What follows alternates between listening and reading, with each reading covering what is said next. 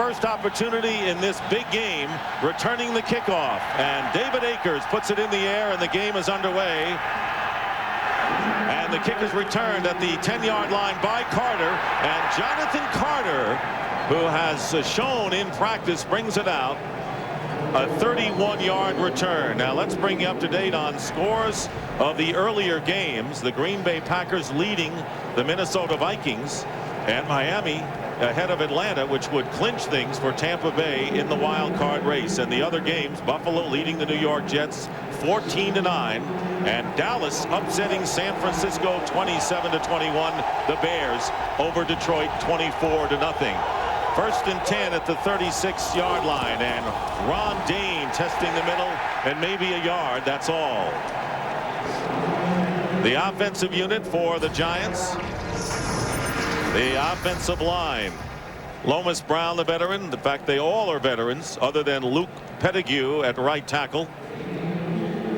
Amani Toomer and Ike Hilliard, the wide receivers. Tiki Barber has been seeing more and more action in the Giant attack as of late.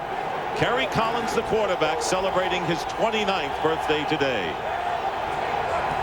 Barber in the lineup, and the pitch goes to Tiki Barber off the left side. And Barber is stopped short of the 40-yard line by Carlos Emmons. The Eagles have allowed the fewest points in the National Football League. Hugh Douglas. Hollis Thomas injured his foot in practice, replaced by Paul Grassmanis. Simon and Whiting also up front. Mike Caldwell, Jeremiah Trotter, and Carlos Emmons all have 100 tackles this year. Bobby Taylor and Troy Vincent are the corners. Damon Moore and Brian Dawkins at safety. 3rd down and 6. And the Giants send Hilliard in motion to the right. Collins looking left, and this pass is incomplete, going to Amani Toomer, and the Giants are 3 and out on their first foray. Well, not a great way to start the game for the New York Giants offensively. The Giant offensive line does a nice job of protecting Kerry Collins there. Amani Toomer has a chance to make the play in front of Damon Moore, and this is something that they had problems with, these Giants receivers, 2 weeks ago against Arizona, and a real critical drop right there. Rodney Williams will punt for the Giants, and the ever dangerous Brian Mitchell is back deep for the Eagles. And running up to make the play is Mitchell, calling for the fair catch shy of the 30-yard line. For the Philadelphia Eagles, in front of Donovan McNabb, their offensive line, Trey Thomas, John Welburn, Hank Fraley, the center, with Jermaine Mayberry and John Runyon, who's going to be going against Michael Strahan. Deuce Staley, the running back, James Thrash and Todd Pinkston are the wide receivers, and Chad Lewis, a tight end, and the Eagles looking to get him into play. First down on the 28-yard line for Donovan McNabb. Play action, passing on first down, and the pass caught by Chad Lewis, and Lewis breaks away into Giant territory and finally brought down on the 41-yard line by Jesse Armstead. A great start by Donovan McNabb. He's going to be a guy that really builds on confidence. They do a good job of picking up Sam Garnes here with the pressure on the backside, and then Chad Lewis gets a little bit of separation from Jesse Armstead, but here's what he does best, running after the catch. Yeah, and then you take a look at Strahan working against John Runyon. We're going to be talking a lot about that matchup. Strahan's able to still get in and get pressure on Donovan McNabb. 31-yard pickup, first down on the 41-yard line. Carell Buchalter is in the game along with Deuce Staley, and the pass thrown underneath to Chad Lewis, and he makes his second catch and a gain of about 4. The Giant defensive line, we've seen Strahan joined by Cornelius Griffin, Keith Hamilton, and Kenny Holmes. Jesse Armstead, Mike Barrow in the middle, and Brandon Short, the other outside linebacker. And the 2 rookies that Troy referred to, Will Peterson and Will Allen, at the corners, with Sean Williams and Sam Garnes at safety. And the give is to Deuce Staley, and the Giants are there, and a flag goes down.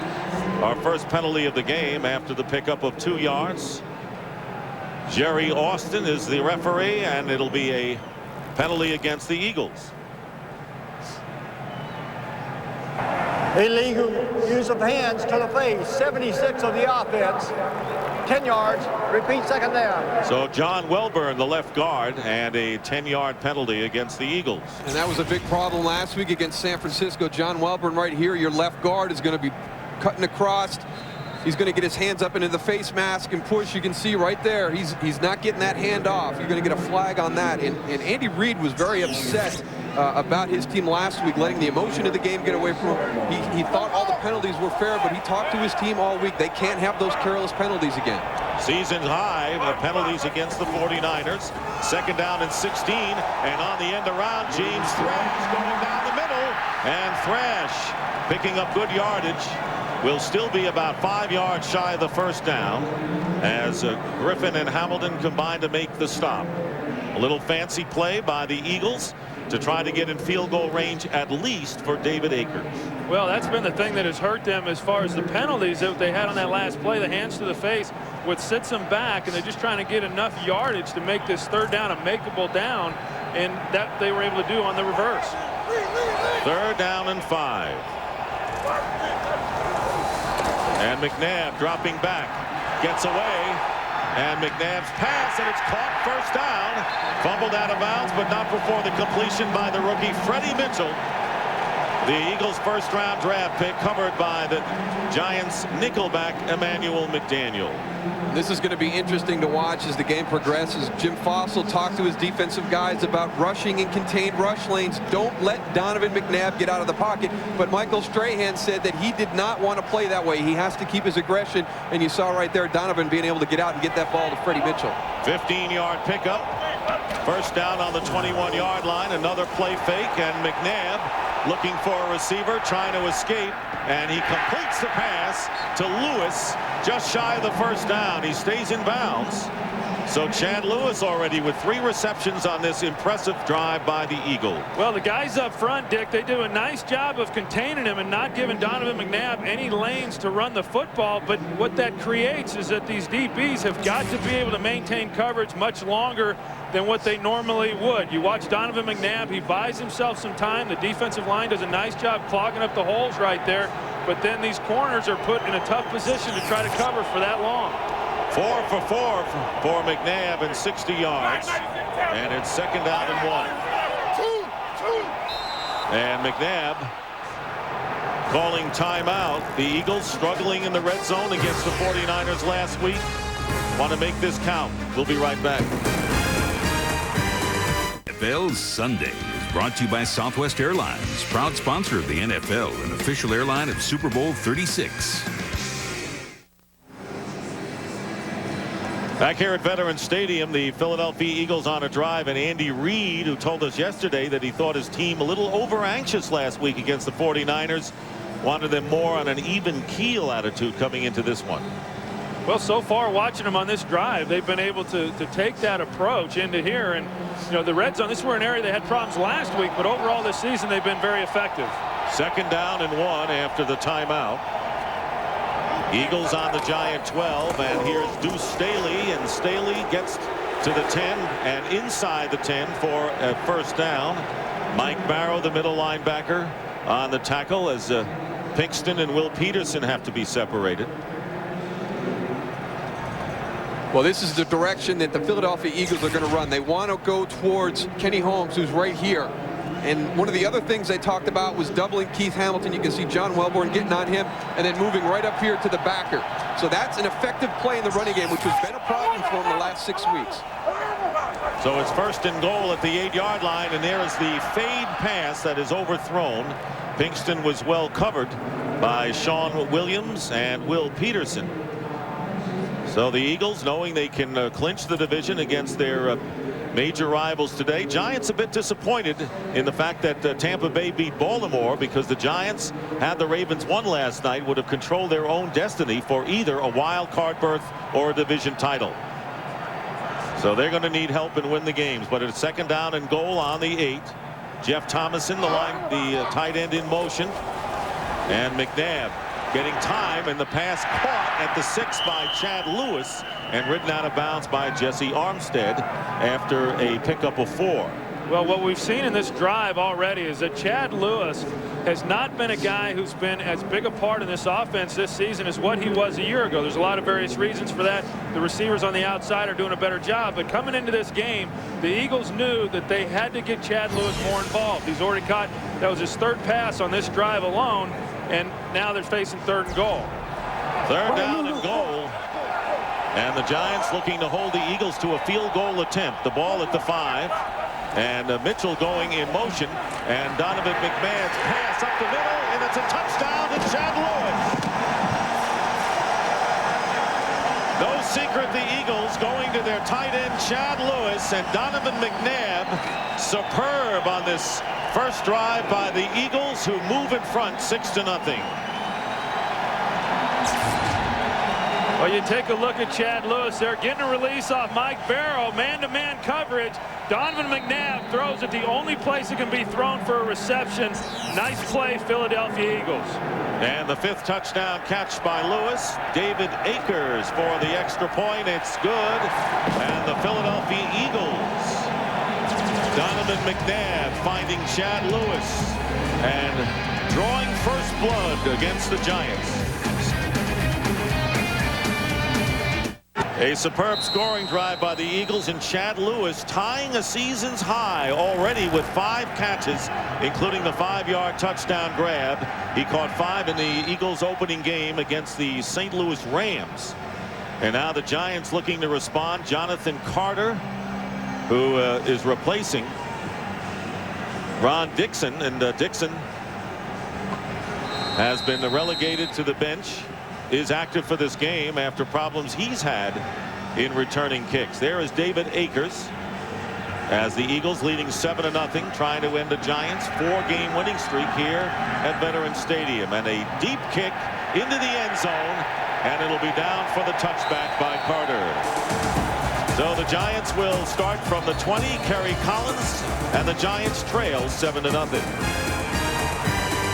7-0, the Eagles lead the Giants before the game. The plan was to have both teams not on the field for the national anthem, but the Giants refused, and they said they wanted to be on the field.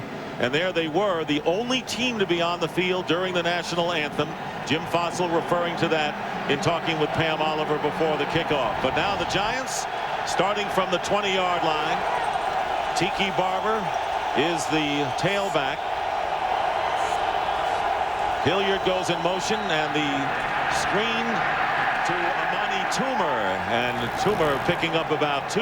Troy Vincent on the coverage. Well, here's a look at the touchdown. You look at Mike Barrow here. He's got Chad Lewis one-on-one with no safety help. He cannot allow Chad Lewis the inside. You watch it here. Chad starts out, gets him moving, gets back up inside. No safety help. It gives a lane for Donovan McNabb to get the ball to him. And then you take another look here at the release that Chad's able to put on him, and that is what created the separation for the touchdown.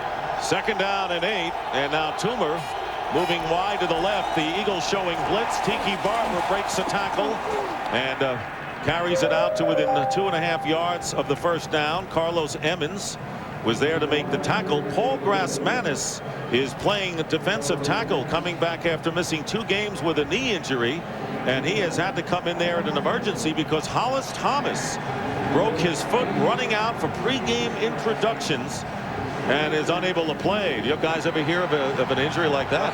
Had a guy pull a hamstring, but never a broken foot. I don't know that they got the turf situation solved here in Vet Stadium. You bring up a good point. 3rd down and 3. A lot of movement by the Giants, and on the rollout, here is Collins, and the pass is tipped and incomplete. The Giants with 2 receivers in the same neighborhood, and it was Troy Vincent who got a hand on it. And once again, the Giants have to kick after going 3 and out. Well, that's one of the things that Jim Fossil talked to Pam Oliver about, and Kerry Collins has got to remain patient. And they have a nice play here with the play action, but there's nowhere to go with the ball. Just throw it out of bounds. He throws this ball into a group of about 5 Philadelphia Eagles trying to get the ball to Joe Jaravicius. That's the thing that he cannot afford to do this afternoon. And there were 5 Eagles because there were 2 receivers. So here's Rodney Williams on the punt, and he shanks it off to the right, and the Eagles will let it bounce. It goes out of bounds at the 43 of Philadelphia. So this has a definite Philadelphia tinge, this first quarter does. The Eagles lead the Giants 7-0. Light, for the great taste that won't fill you up and never let you down, make it a Bud Light. By UPS, the official delivery company of football fans everywhere. By Sonic Care, advanced technology for whiter, healthier teeth. And by Autotrader.com, the biggest, best used car site on the planet. The Eagles have not lost 2 in a row all season. Coming off a loss at San Francisco and have good field position beginning from their 44-yard line. Correll Buckhalter is the tailback. Donovan McNabb the quarterback. Giants showing blitz and putting pressure on McNabb, who delivers again to James Thrash, whose reception just short of midfield, good for 5 yards on the play. Well, the NFL on Fox next weekend, which will be the final regular season weekend. The Packers and the Giants. Most of you will see that game. Packers winning today and the Giants hoping to survive. And the Falcons against the Rams. Rams with another big game against the Indianapolis Colts, headed for that #1 seed in the NFC. McNabb already 7 of 8, 1 touchdown pass. 2nd down and 5, and the handoff to Deuce Staley off the left side. Staley will get the 1st down as he goes out of bounds at the Giant 44. Chased there by Sean Williams. And there's Jamie Reeder, number 34. He's going to get a little bit more playing time today because Cecil Martin's got a bad shoulder. Here he is here. Watch him come out, but he's going to look back inside for the scraping linebacker, Michael Barrow. That's a great job of sealing off the pursuit from the inside. It's an area that Andy Reid has been concerned about. Cecil is he's not 100%, and it's starting to show on the field. So Jamie Reeder is going to get a long look today. Jamie Reeder playing behind Cecil Martin. 1st and 10 at the 44, and Kenny Holmes gets behind the line of scrimmage to greet the Eagle backfield, and of course the penalty flags fly. Elevated to the quarterback, 90 of the defense. 5 yards. It's still 1st down. So the 5-yard penalty will give the Eagles position at the 39 of New York. Well, you look at the Philadelphia Eagles and what they've been able to do this early in the ball game. Their last meeting, they really struggled in the 1st half. Were unable to get anything going offensively. Today, Donovan looks very comfortable in the pocket. He's sitting up. He's making good throws. They're running the football. The game's really going the way that they would hope to this early in the game. 1st down and 5 at the 39, and McNabb, who's been right on the money, completes to James Thrash, and the Eagles pick up another 1st down. Will Allen making the tackle. One of the battles that's within the battle today is John Runyon versus Michael Strahan. And the one thing that John Runyon said he has to be careful with is his technique. And right there, he had great technique to keep Michael Strahan out. Yeah, and you got James Thrash working against rookie Will Allen. And we talked about it, that this is one of the big matchups. These receivers against these rookie corners, they have to win those matchups, as James Thrash did there. 103 to 12 in the total yardage. 1st down on the 30. 3 wide receivers. And the hard count by McNabb, who's put down by Michael Strahan at the 40-yard line. So Strahan wins that battle, and that is his 19th sack of the year, leading the NFL and trying to chase. Well, you take a look at Michael Strahan, and he's coming off the ball, and he just gets an inside release on John Runyon. John Runyon talked to us yesterday. He knew that that was something he could not afford to do, is to give the inside lane, and yet that's what happened. Well, I think that there was a miscommunication right there, because it looked like John thought he had some help from Jermaine Mayberry. Strahan now a sack and a half away from the Giant record set by Lawrence Taylor.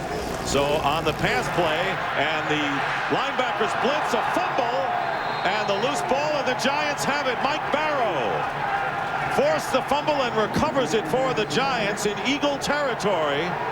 So the sack by Strahan, and the Giant defense becomes aroused and get the ball back in Eagle territory, trailing by 7. And Mike Barrow was involved in the big play last week against the Seattle Seahawks, knocking the ball loose, which allowed Michael Strahan to take it in for the touchdown. He comes up with another big play here, stripping Donovan McNabb, knocking it out of his hands and getting the fumble.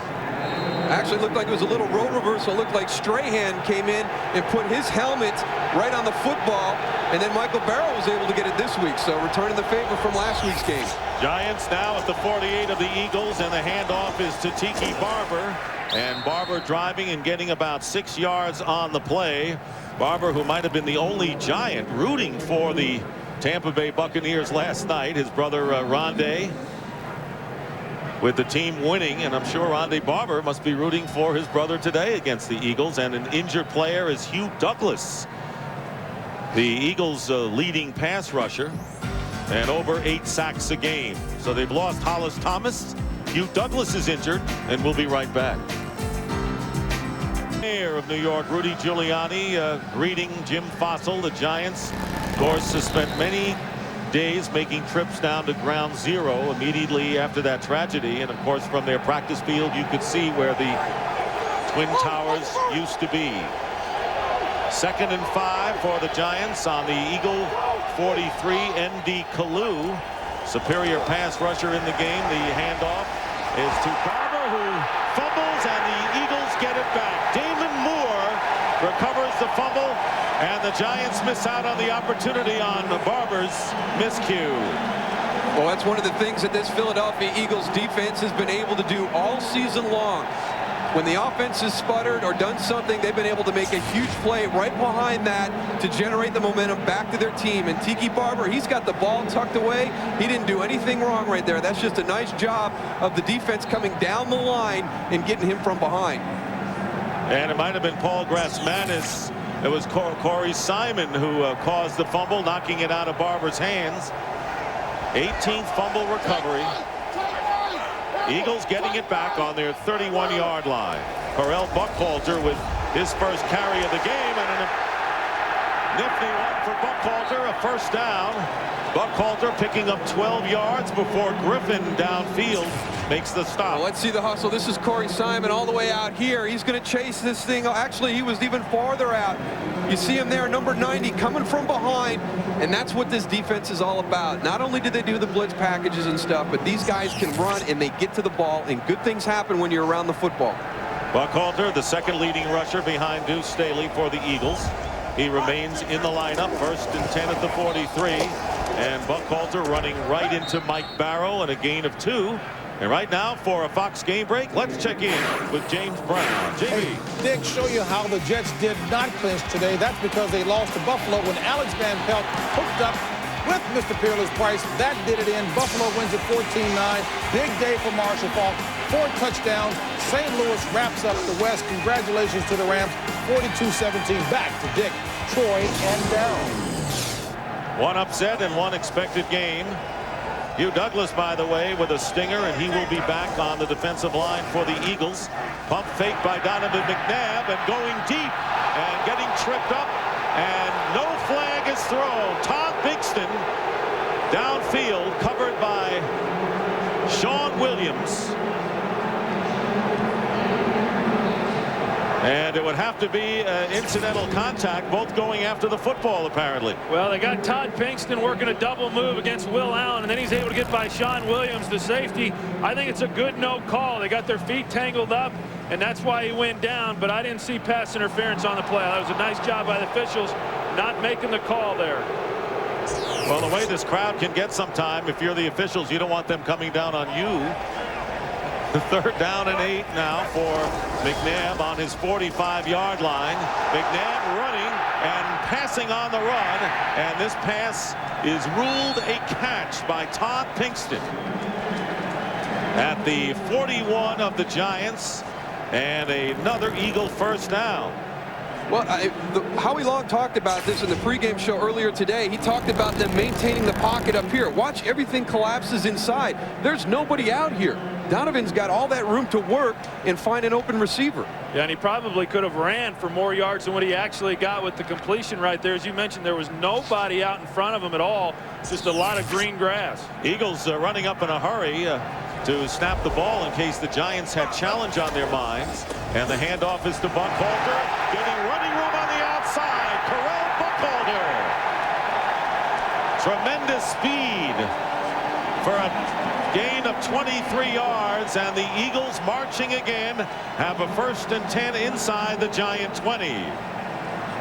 Well, what makes it all happen is you're going to see the blocking by the wide receivers coming down right there. Freddie Mitchell blocking right here, and he ties them up, which allows Deuce Staley to get out on the edge.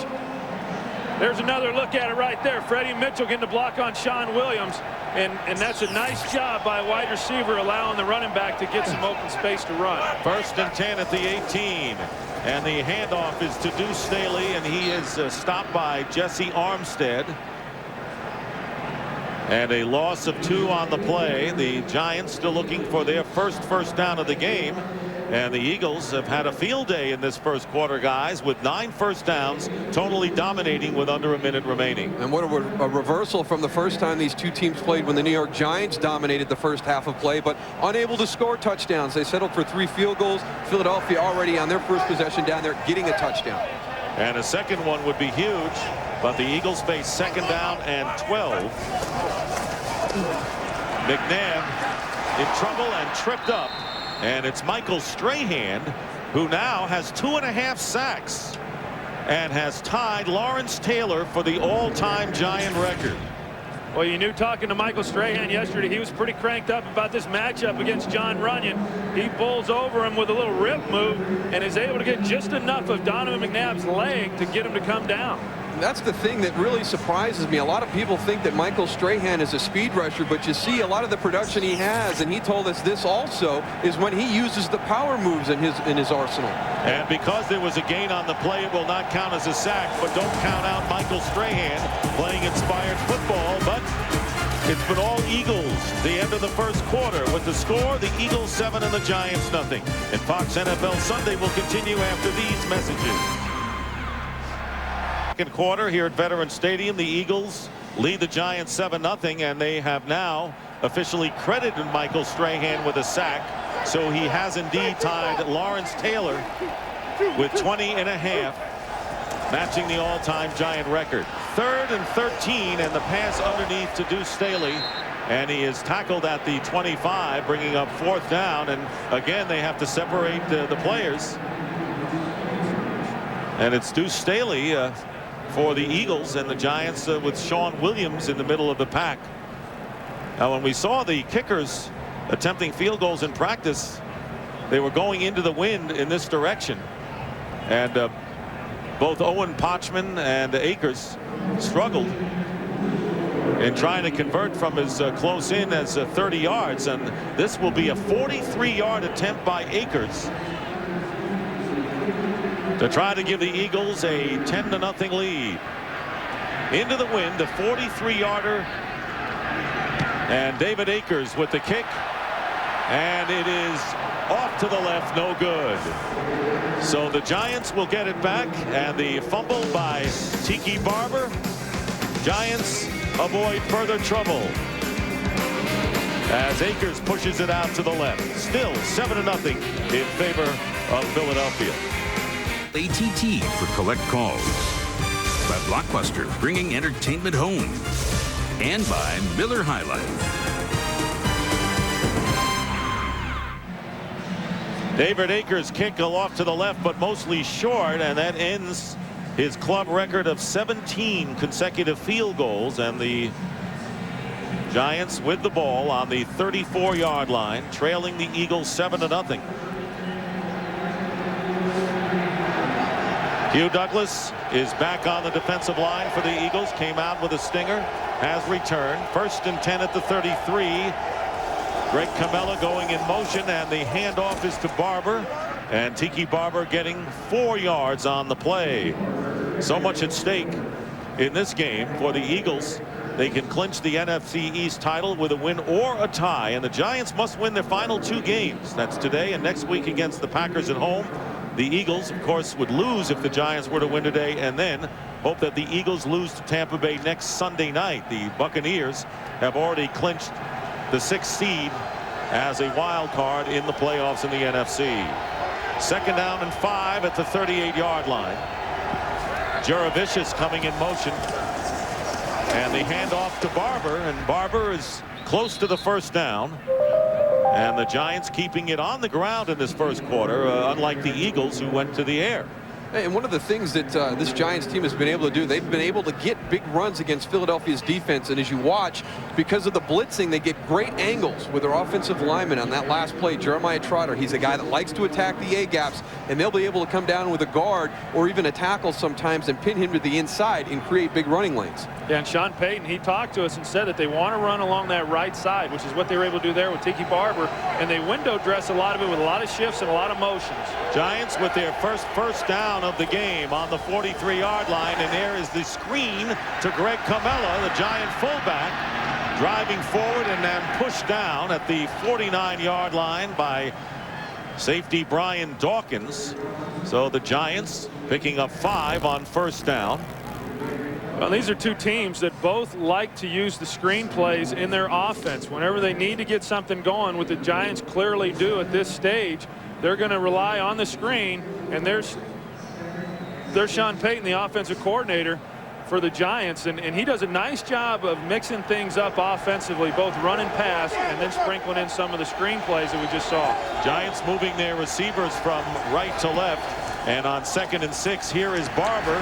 Barber going outside, and Jeremiah Trotter coming in and getting Barber in a loss of 4 yards, as you were talking about Moose seconds ago. Well, he's the guy that you really need to have play well in your run defense. Here he is right here, and he really attacks. I think he freelances a little bit within Jim Johnson's system, and you can see right there he's a big physical middle linebacker, but he's also got speed to be able to get to the corners. And really, to me, for this Eagles defense to have trouble against the run is surprising, because you know what Jim Johnson does with his scheme and the guys they've got up front. I think they should be much more stout against the run. 3rd down and 9. Out of the shotgun for the first time is Kerry Collins. Gets rid of it and throws it away rather than take the sack. It was Corey Simon putting the pressure on Kerry Collins. He avoided the sack, and 4th down coming up, and Ron Stone, the Giant right guard, slowly getting up. It looks like he might have done something to his shoulder there, and Ron Stone's going to be working right in here at right guard, and you watch the pressure. Corey Simon working up inside, and Kerry Collins does a nice job of getting rid of the football. One of the things that's being stressed in this game is for him not to take sacks, which is something he could not avoid in their first matchup. So 4th down, Rodney Williams with a high kick. Brian Mitchell, and the fair catch for Mitchell at about the 9-yard line. But the Eagles doing it defensively, putting pressure on Kerry Collins and maintaining their 7-0 lead early in the second. The Eagles will start from the 9-yard line, and the Giant defense looking to hold Philadelphia here and perhaps get the ball in good field position. Donovan McNabb, consecutive years over 3,000 yards, joining Sonny Jurgensen, Ron Jaworski, and Randall Cunningham. First down from the 9, and the handoff is to Terrell Buckhalter, and Buckhalter is stopped for a 2-yard play. And here's something that we're going to have to keep an eye on. This is Derek Burgess. This is N.D. Kalu. These are two defensive ends on the punt team, and this is an area where special teams could be a huge thing. Now, they're getting close. This is the 2nd time that they've punted, and they've been very close both times. Look at Tabidi Davis. That's the type of guy that's going to be blocking on the outside. They're going to be forced to block pass rush defensive end specialists. 2nd down and 12. Deuce Staley into the game now, and McNabb is going to pass to Thrash, and the throw going out of bounds. The Eagle bench calling for a pass interference against Will Allen, the rookie from Syracuse, taken on the 1st round. Will Peterson playing the opposite corner, the 3rd round pick. Yeah, and that was close. Will Allen here working against James Thrash, and some contact going down the field right there. Many thought that they should have called the pass interference, but those one-on-one matchups, these receivers were brought in here this year in order to be able to beat the press man coverage, which is something they were unable to do last year in the playoff game. And Andy Reid would say that that's why they were not successful offensively. Today you're going to see a lot of the same stuff, and those receivers have got to be able to win those matchups. 3rd down and 12 from the 7-yard line. And there is McNabb back at the goal line, and he's going deep downfield, and the pass, and the flag comes Pinkston, being covered by Will Allen, and the flags come now, and the Giants will be hit with a pass interference call, giving the Eagles a 1st down at midfield. Well, and this time he does get called for the pass interference, that being Will Allen.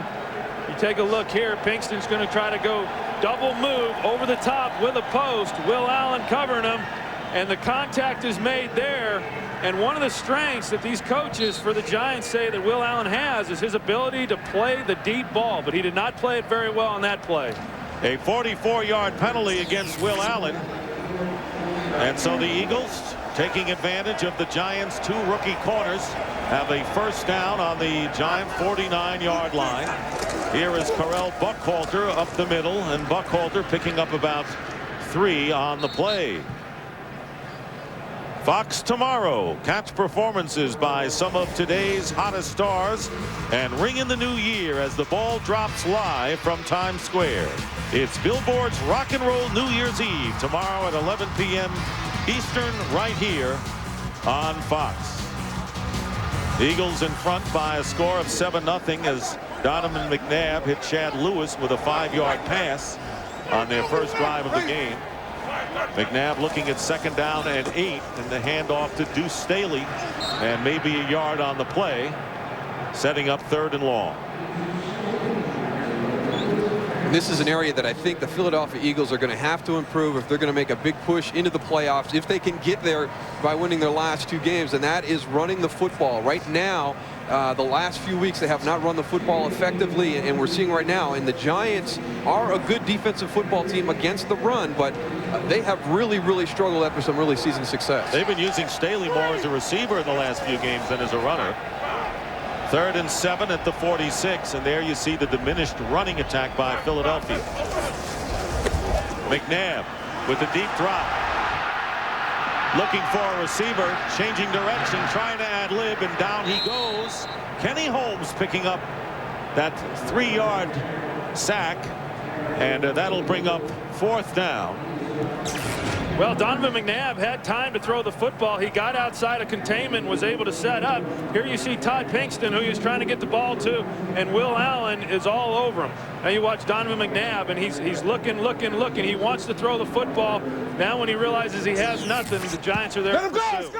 And Sean Landeta with a pooch kick, and a good one at that, and it will drop inside the 15-yard line. So Sean Landeta, who will turn 41 next week. Fox on our crew as the Eagles protecting a 7-0 lead. The Giants will have the ball on the 14-yard line. They have struggled offensively thus far. They have punted all but one time they've had the ball. They recovered an Eagle fumble on the 48-yard line and then fumbled it back to Philadelphia, but no damage there. Jason Whittle has replaced Ron Stone at right guard for the Giants. First down from the 14-yard line. Pass from Collins, and it is caught up to the 22-yard line, and it's caught there by Marcellus Rivers. And for a game break, let's check in with James Brown in L.A. JB. Hey, Dick, Pittsburgh failed to clinch home field throughout the playoffs because of their 31-yard field goal by Neil Rackers in overtime as Cincinnati beats Pittsburgh 26-23. Now Pittsburgh will have to hope for an Oakland loss or tie in order to clinch home field. Back to Dick, Troy, and Darryl. It's not automatic, JB, as the 49ers found out against Dallas, and the Steelers did as well. 2nd down and 2, and the handoff to Ron Dayne, and Paul Grasmanis coming in and making the big play, and he is an outstanding run defender and has played well against the Giants in the past.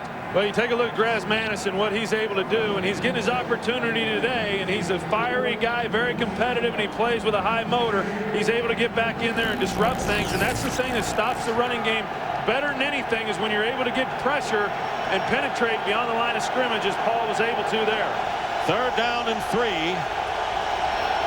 The Giants on their 21-yard line looking for their first 3rd down conversion. Here is Barber, gets tripped up, runs into his own man, but that's due to the penetration by the Eagle line as Trotter and Emmons will force the Giants to punt from deep in their own territory. And this is a bad sign for the New York Giants and their fans. The Philadelphia defense, one thing that people have been able to do is run the ball on them. But as Troy pointed out, right now they are penetrating and disrupting the blocking schemes and getting people upfield. And Brian Mitchell, who has 12 career kick return touchdowns, standing at the 35-yard line, and the Eagles very nearly got a piece of it. And the kick by Rodney Williams, and Mitchell is going to let it bounce. And it is down by the Giants at the 34. N.D. Kalu storming in, very nearly blocked that. N.D. Kalu of the Eagles very nearly blocking Rodney Williams' punt. And the Eagles with a 7-0 lead. Here it is. Well, N.D. Kalu on the outside loops into the inside. Now, John Harbaugh, the special teams coach, probably saw something on tape during the week and specifically put some stuff in. ND has got to take advantage of that opportunity. The Giants will adjust on the sideline. He's not going to get that close again. The Eagles on the 36-yard line with 6:12 remaining in the first half. Donovan McNabb has been very sharp thus far, taking off, and a lot of room to run. McNabb goes out of bounds in Giant territory at the 46-yard line, a gain of 18. Well, this is the Donovan McNabb that everyone's grown accustomed to seeing, that they've not seen as much of it here in recent games. And every time he comes into a game, the defense game plans in order to keep him in the pocket and contain him. And yet, so far today, the Giants have been unable to do that. And here comes James Thrash at the end of this play to take a hit on Brandon Short. Now, there's your wide receiver peeling back to hit your strong side linebacker to get you a little bit farther down the field. Nice job, James. First and 10 at the 46-yard line. McNabb averaged 10 yards a carry in their first meeting. And here's Correll Buckwalter looking to find some running room, and nothing there. And one on the play as Mike Barrow and Jesse Armstead with good extension at linebacker, bringing up a second down and 9 as the clock runs under 5.5 minutes to go in a game in which the Eagles have dominated the Giants, but leading 7-0. McNabb 10 of 13 and a touchdown pass. Buckwalter is the leading rusher, and Chad Lewis tying his season's high already with 5 catches, including the TD reception. Buckwalter remaining in the game at tailback. Over 100 yards more than the Giants have the Eagles gained. Elusive McNabb looking downfield and smartly throws it out of bounds. Mike Barrow chasing the quarterback down, bringing up 3rd and long. Well, that's just an outstanding job there by Mike Barrow, the middle linebacker for the Giant defense. And you're out there one-on-one like that with an athletic quarterback and Donovan McNabb. We've talked about how he's been able to get outside and break contain. Barrow shadows him there, gives him nowhere to go with the football with his legs, and has to throw it away. 3rd down and 9 for the Eagles, who have been in the division lead for 10 consecutive weeks and trying to nail down their first division title since 1988 today. From the 46 of New York, and the pass thrown underneath, short of the first down, but a flag is thrown at the 40. Jeff Thomason made the reception.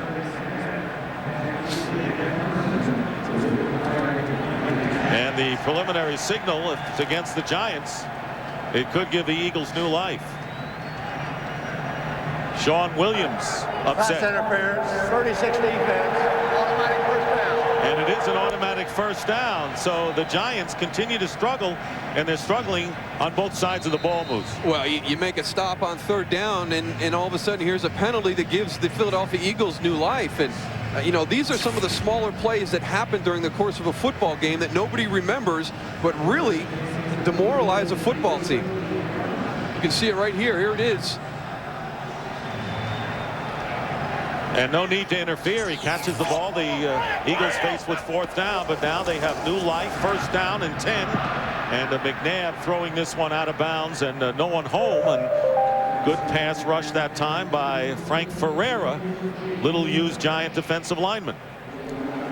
Well, they're able to get some pressure up inside on Donovan, which is why he has to get rid of the football. He had nowhere to go with it, but you know, they're able to get some hits on Donovan. But I'm impressed with the way Donovan McNabb has hung in there today. You know, we talked about it at the beginning of the game, how this was going to be a defining game for him, and so far he has definitely lived up to the challenge. He is playing very well here in this first half. 10 of 15 from McNabb. 2nd and 10 for the Eagles. Strahan already with 2.5 sacks, and before the play clock runs down, McNabb Timeout. will use the second timeout for Philadelphia. It'll be a 30-second timeout. Andy Reid, in his 3rd year as head coach, brought the Eagles to the playoffs last year and now looking to win the NFC East. We're looking for the perfect way to ring in the new year, introducing the Best Damn Sports Show, period, with hosts Chris Rose and Tom Arnold and a bunch of ex-jocks. It's the only show that gives you sports, comedy, commentary, scores, and highlights. So stay home, avoid the crowds, and check out the Best Damn Sports Show, period, available weeknights only on Fox Sports Net. Well, the Green Bay Packers winning today. As you know, the Rams, the Bears, and the Eagles lead their respective division. So Green Bay and San Francisco right now tied with 11-4 records. That would be the seeding right now. Tampa Bay is in as the 6th seed, and the only way the Giants can get into the playoffs would be to win the division, win the next 2, and have the Eagles drop 2. 2nd down and 10. Eagles with 1 timeout left, and the sack by Michael Strahan. He's got 3.5 today and has set a New York Giant record held by maybe the greatest linebacker of all time. Well, we talked about how much he dislikes this football team, and here he is again. He does a power move on John Runyon, gets him moving off balance, comes back underneath, and Donovan McNabb had no chance on that play. Tying Lawrence Taylor and now succeeding LT. And so Strahan's 2nd all-time for a season. Here is McNabb in trouble, stepping up. And Donovan McNabb still on his feet. Looking nimble, and with a good throwing arm as well, is down after a gain of 8 yards. And so it'll be 4th down, and Sean Landeta will come on to kick it away.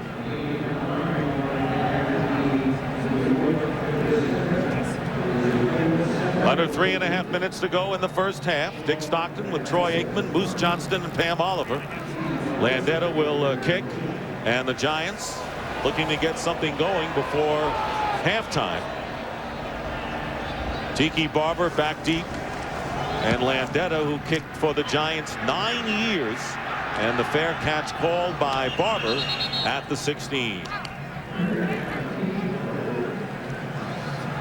Similar situation to last week with Seattle, just having very poor field position throughout the course of this game so far. And one of the things that was concerning Jim Fossil as he came in, and it really limits what you can do offensively. And right now, with them being patient and moving the ball and then kicking, they made the Giants start some poor field position again this week. And of course, the Giants looking to get something on the scoreboard before intermission, and they've been outplayed so far, Troy. Oh, they've definitely been outplayed. The Eagles have been able to keep the ball. They haven't given very many opportunities to the Giants. When they've had those opportunities, they haven't taken advantage of them. So the Giants starting from the 16, and the pass out of the backfield to Barber. Tiki Barber running out of bounds, close to 1st down yardage at the 23-yard line. Giants still have all 3 of their timeouts remaining with under 3 minutes to go in the first half. There is the Giants' offensive story today, and not a pretty one. 48 yards on offense and 55 yards in penalty yardage. 2nd and 2 at the 24. Collins with the pass to Barber underneath. That'll be enough for a Giant 1st down as we check in with Pam Oliver. Pam. All right, Dick. Right guard Ron Stone has gone into the Giants locker room. Team doctors have been working on Stone's wrist. He's gone in for x-rays, and his return is questionable. Back to you. And as we pointed out, when Stone went out, Jason Whittle replaced him at right guard. Stone, a former teammate of you guys at Dallas. 1st down, and an open pass to Tiki Barber, finding the open field. He does not get out of bounds. He stays in bounds, and we're winding down to the 2-minute warning after the pickup of 9 yards. Troy Vincent and Derek Burgess making the stop, and the 2-minute warning here at Veterans Stadium. 7-0 Eagles. Up on the Visa halftime report, JB, Terry, Howie, and Chris with scores and highlights from around the league, and the Fox Sports ticker will keep you updated with up to the second stats. So 2-minute warning, and the Giants facing 2nd and 1. Yeah, and this is a phase of their game the last 2 weeks where they've been most effective offensively is in their 2-minute no-huddle offense. Many have suggested that they get into that early in the 1st and 2nd quarters. I don't know if we'll see that today, but we'll get an opportunity here to see how well they executed in this game. 2nd and 1 on the Giant 36. Barber in motion to the right.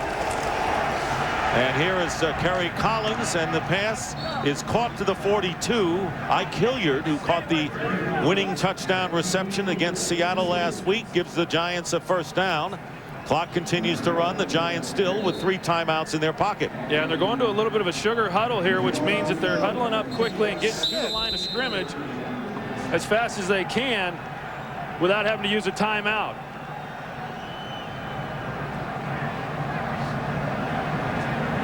Here's the whistle, Jerry Austin. And his pager might have gone off, maybe a call from home. So now the Giants at the line, and the clock starts. They're at their 42. And here is Collins. He's got some time, and the screen pass explodes. He tried to get it to Barber, but Corey Simon was in his face even before the ball got there. Yeah, Tiki Barber had some traffic to go through right there. First he had to try to get through Hugh Douglas, and then Corey Simon was waiting on him. And you take a look, Tiki Barber taking the fake there. He has to go through Hugh Douglas, and then Corey Simon's there waiting on him. Probably just as well that that ball was incomplete so that the clock stopped. Second down and 10, 1:29 on the clock. Again, Camella lining up in motion to the right. Pressure and the screen pass to Barber. He's got a blocker in front of him, and Barber getting into the Eagles territory. And Barber goes out of bounds, getting the first down to the Eagles 43. Troy Vincent on the coverage, and the Giants picking up 15 on that play. Well, and that's just a nice job by the New York Giant offense executing the screen play. And Tiki Barber is so effective. Both he and Deuce Staley for the Eagles run the screen probably as well as any backs in the league. And the reason for that is they're so patient in allowing their blockers to get in front of them. Barber with 59 yards. The rest of the Giants only 22.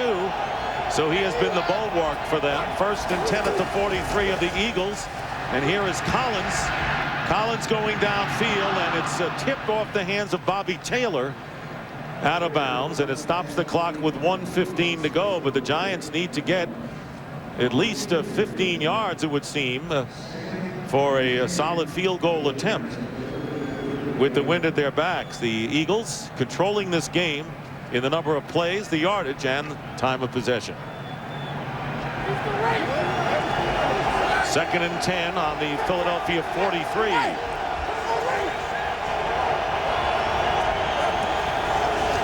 Collins again to the air. Collins going to Toomer, and Amani Toomer diving, cannot hold on to it. He was covered by the nickel corner for Philadelphia, Al Harris, bringing up third down. One of the interesting situations, Sean Payton, formerly of the Philadelphia Eagles, has a little bit of insight into the DBs and some of the areas they struggle in. And one of the things they wanted to do was try and get somebody beyond Al Harris. They felt that they could get the ball down the field over his head. You've seen a couple shots already this afternoon. Yeah, and that's a play right there. Amani Toomer, in a big game like this, you have to make big plays. Somehow you got to find a way to pull that one in. Third down and 10. Again, Camella lining up to the right, and here come the Eagles, and Barber cannot hold on to that screen pass attempt.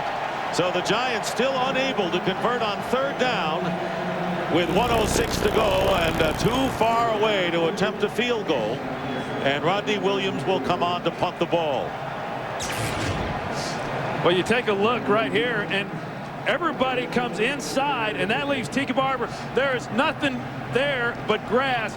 And Tiki Barber's going to run for a long way if he's able to bring that one in. Tiki Barber has been the chief offensive threat as Rodney Williams with the pooch kick. And it goes out of bounds, but Barber dropping that pass on third down and also fumbling for New York earlier. And the Eagles will get the ball back with 1 minute remaining as Williams with the pooch kick, but he didn't pooch it long enough. Well, that's the second time that he's done that already in this game, and you know, I don't know that it's going to affect them that much right here, but as this game progresses, they're going to need more out of Rodney if they're going to have some success in getting field position, which is such a big part in a game like this. An interesting thing right there. They had a decision during pregame, both Owen Pochman and Fred Akers kicking that direction. We watched them. They were making field goals that were 60 yards long, but I think with a minute left in the game, if he does miss, boy, you've really given the Philadelphia Eagles a short field to maybe get another field goal. So a minute remaining in the first half. First down on the 26-yard line. Deuce Staley on the carry, and Staley getting good yardage, picking up nearly 8 yards with under a minute to go. Philadelphia with 1 timeout remaining in the first half, and they have to be more than satisfied with the way this half has gone. Yeah, well, it appears that way, Dick, because they're in no rush to get the ball snapped again. You see them huddling right there. They are not going into a no-huddle offense. It appears that they're pretty content going in at halftime with a 7-0 lead. But you can never satisfy his crowd, a tough crowd in Philadelphia, looking for the Eagles to go for more, and McNabb is doing just that, and the pass is intercepted by Will Allen. So the Eagles, who decide not to get conservative, go up top, and Will Allen intercepts the pass a little short, intended for James Thrash, and the Giants get it back now. What do you think, Trey? You think they were trying to lull him to sleep a little bit there? I think it was a little trickery. Here you got James Thrash working against Will Allen. They showed that they were going to huddle up, try to, as you mentioned, Moose, lull him to sleep, so to speak. Will Allen does a nice job of staying with James Thrash and making the play. Well, it'll be interesting here now with only 17 seconds left in the half if the Giants try and move the ball into a long field goal situation because they've got the wind at their back. I think they would need to get to the Philadelphia 43-yard line, which would make that the 60-yard field goal. And we saw Owen Pochman hit it, but they're not going to do it. No, they're going to take the knee and not try anything fancy themselves. Will Allen with his 4th interception taking over the club leadership, but called for a pass interference, and the Giants, who have a lot to talk about during the intermission, outplayed by the Eagles, but it's only a 1-touchdown game. So that is the end of the first half with the score, the Eagles 7 and the Giants nothing. Fox NFL Sunday will continue after these messages and a word from your local Fox station. For the second half kickoff, the Eagles lead, and a report from Pam Oliver. All right, Dick, after that opening drive, the Eagles seem to stall offensively. I asked Andy Reid what they want to do in the second half. He says we want to continue to mix things up. He did say he does feel that despite Michael Strahan's 3.5 sacks in the game, that Jon Runyan is still doing a pretty good job. As for the Giants, Jim Falso says offensively they want to stick with the play action. Defensively, they got to do a better job containing Donovan McNabb. Back to you. All right, Pam, thank you very much. Owen Pochman will kick off for the Giants, and Brian Mitchell back deep along with Damian Douglas for the Eagles. Douglas involved in that fracas before the game during the warm-ups, and a short kick by Pochman, and it's Brian Mitchell at the 12 returning for the Eagles, and Mitchell gets by 1 defender and finally brought down by 4 Giants at the 29-yard line and knocked back about 15 yards. So it's 7-0 in favor of the Eagles, and it looks like the pattern is totally opposite from the Monday night game they played in October when the Giants had the lead, dominated with 3 field goals, and ended up losing. Well, and Donovan McNabb is just playing outstanding. I mean, he has really risen to the challenge of playing in a big game like this. He's done an outstanding job. The problem for the Giants is they haven't converted on any third downs. Pam mentioned they had a great start to the football game, but haven't done a lot since then. One of those things that they need to do is get the ball back to Chad Lewis. 5 catches for 53 yards early in the game. They haven't gotten him involved since then. They haven't seen him since. Here is McNabb on first down. And Donovan McNabb running and throwing the ball tipped and incomplete. Will Allen getting a hand on that pass. Halftime statistics and heavily favoring the Eagles. Well, the one big thing you see there are the sacks. 4 sacks by the New York Giants, and 3.5 of those going to Michael Strahan. Andy Reid may be happy with the way Jon Runyan's playing right now, but they've got to shore that up. They've got to get him some help, because when Michael Strahan wasn't getting a sack, he was getting a lot of pressure. Giants have 4 sacks in all. Strahan with the 3.5, moving in front of Lawrence Taylor for the all-time Giant lead. Terrell Buckhalter, the tailback, and the quick to James Thrash. And Thrash is thrashed down by Will Allen in a pickup of about 5 yards.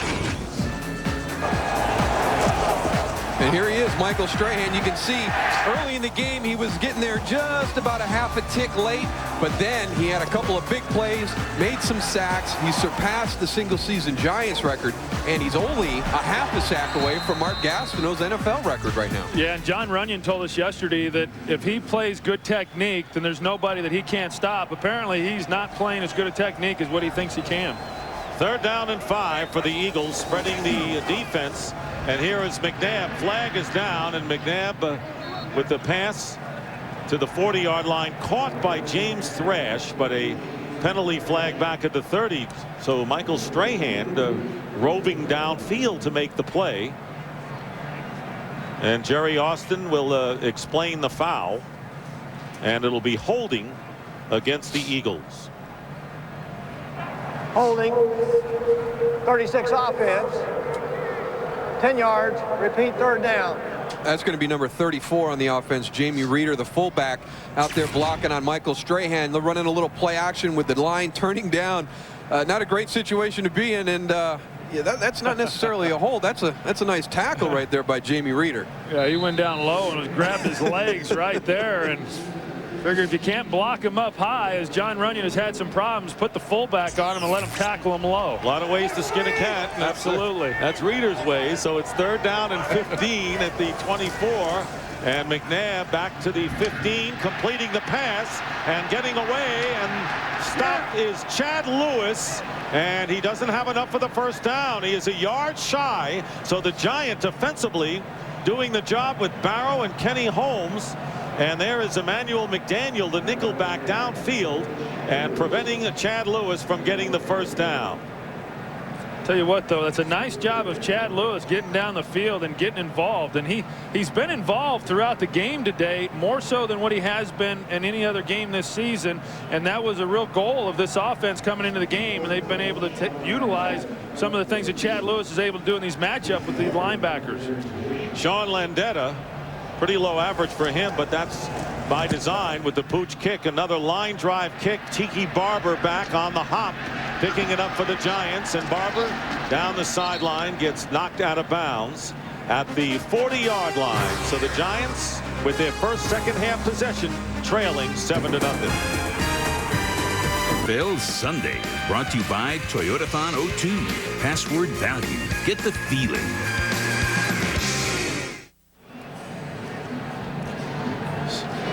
Full moon over Philadelphia, and the Eagles leading the Giants 7-0. The Eagles, if they go on and win, will clinch the NFC East title and home field for a playoff game. The Giants needing to win to stay alive, but they've got to get something going offensively. They've had 14 consecutive possessions without scoring. 1st and 10 at the 40-yard line. That's against the tough Eagle defense. Tiki Barber is the running back. Dan Campbell in motion. The pitch going to Barber, and Barber going back to Kerry Collins. And wide open is Amani Toomer. He's got it, and he'll score. The throwback to the quarterback, Kerry Collins, and a 60-yard touchdown pass to Amani Toomer. And nowhere near him. No one within 15 yards. Well, that's just great execution right there. That's the way you draw it up. They're going to hand it off, or there's the toss right there to Tiki Barber. You watch Kerry Collins sliding out, throw it back to him, and here's Amani Toomer all by himself. The run fake there sucked everybody up, and the biggest problem for Kerry Collins right there was when you got a guy that wide open, I can't tell you how hard it is to get the ball to him. That sounds silly, but it's hard to do. He's too open. And the extra point attempt by Morton Anderson, and the kick is good. So the Giants connecting on their longest pass play of the year, 60 yards on a flea flicker from Kerry Collins to Amani Toomer, and have tied the Eagles early in the 3rd, 7-7. Private use of our audience. Any other use of this telecast or of any pictures, descriptions, or accounts of the game without the NFL's consent is prohibited. Amani Toomer with his 5th touchdown catch. And how about Kerry Collins in the first half, threw for 55 yards and exceeded that on one play. The last play, the 60-yard pass, and the longest play of the season for the Giants. Last week, Ron Dayne had the longest touchdown run, 31 yards against Seattle. Brian Mitchell returning the kickoff for the Eagles, and Mitchell with a head of steam with a great return in traffic and a return of 38 yards. Well, anytime you run a play like this, this is the guy you got to influence. Damon Moore, the safety, you got to get him out of the middle if you're going to have any opportunity to get the ball down the field. And when you have an Eagles defense that loves to use pressure, you can see Damon Moore there going across, and here comes Amani Toomer right into your living room. I tell you what, I've seen it on film a couple times watching the Philadelphia Eagles teams use their speed and their pursuit against them. Troy said not easy to throw to an open man that wide open, perhaps not easy to catch it with no one near you. First down at the 43, and here is the long pass to Thrash, and Will Allen makes a fine play on coverage, tipping it away on first down. So McNabb trying to go deep, and McNabb taking a hit, slow getting up. Well, another nice play by the rookie Will Allen, and James Thrash actually had a step on him. Donovan's unable to get the ball out there, and just short enough to where Will Allen is able to knock the ball away. And you can see right there Keith Hamilton coming in low, kind of rolling up behind Donovan McNabb. He's up, and he seems to be okay, though. And John Runyon falling on top. There is Hamilton, 2nd and 10 at the 43, and the handoff is to Deuce Staley off the left side, and that's where the Eagles like to run. And on the play, a gain of 3 with Mike Barrow making the tackle. Let's take a look at the Philadelphia Eagle reception, scoring a touchdown on the first series. So there are 7 possessions thus far.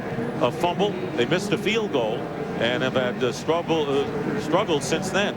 Yeah, and one of the things that they were most effective with in that first possession when they got the touchdown was getting Chad Lewis involved. They really have not been able to. They did on the 1/3 down the previous series, but other than that, they've not gotten involved like he did in the first possession. 3rd and 7, and the pass intended for Thrash, and covering on the play was Will Allen. So it's 4th down, and the Giants hoping that they change momentum with that 60-yard touchdown pass, have tied the game, and now stopping the Eagles on 3 and out, forcing Sean Landeta to kick.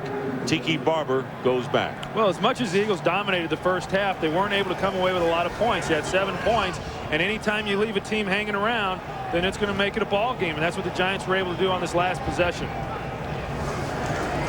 Here's Landeta. Let's go. And running up to make the catch is Tiki Barber, and Barber with a return is hit and downed at the 34-yard line by Mike Bartram. Let's go back to the beginning of the football game today. Damian Douglas was the Philadelphia Eagles player that was involved in all the shoving about 45 minutes before kickoff, and it picked up again on the last punt. Damian Douglas working on the outside, and he and Dave Thomas battling the whole way down the field.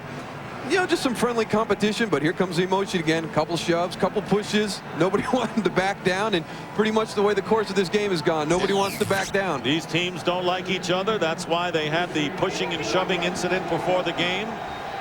So much at stake in this one. Eagles looking to wrap up the division. The Giants looking to survive. Hilliard in motion. First down at the 34-yard line. And the quick toss on the slant to Toomer. And he is down, but the forward progress, the 41, and a gain of 7 yards. Well, coming soon, it's the 2nd year of racing on Fox.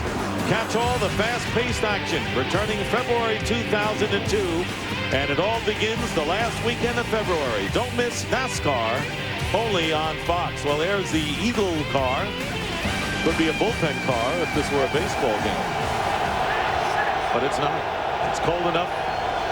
Wind chill in the teens. 2nd and 3. Ron Dayne in the game, but the pass to Camella, and the pass nearly picked off as Camella cannot hold on, and Troy Vincent in position to pick it off. It'll go as an incompleted pass. And as opportunistic as what this Eagle defense is, when the balls start ricocheting off of players' shoulder pads and you got defenders there, these guys do a great job of swallowing those up and coming down with interceptions. Giants got away with one there.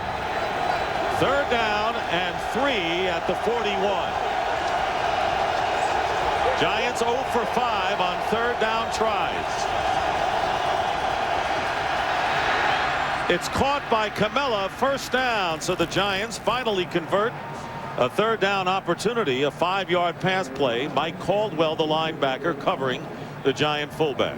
Well, nothing like getting an opportunity for redemption, and Greg Camella dropping the pass on the previous play. Kerry Collins comes right back to him on that one, and he's able to catch it and convert the first down. Yeah, and I think it shows some of Greg Camella's diversity within this offense, in that, you know, you see him run the flat route, then he's running a little drag route there, and they utilize him in a lot of different ways other than just as a blocker.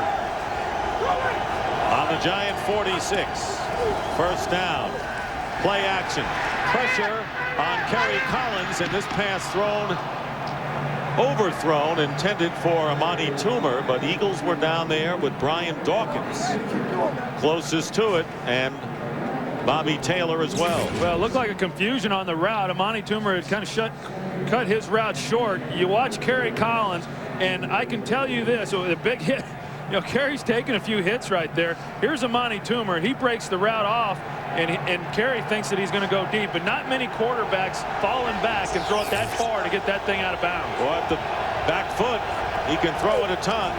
So it's 2nd and 10, and here is Barber. Barber following the block of Glenn Parker, but cutting through to make the play is Jeremiah Trotter after a gain of 3. And right now, this Eagles defense needs to step up and make a play for their offense. I think that last series for Philadelphia was very important. They got good field position on the return, went 3 and out, and all the momentum, Dick, as you pointed out, is in the Giants' favor right now. They need to step up and make a big stop here on third down. But they need to make this conversion, 3rd and 7.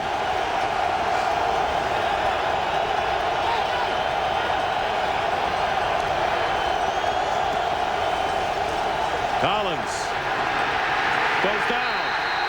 Hugh Douglas.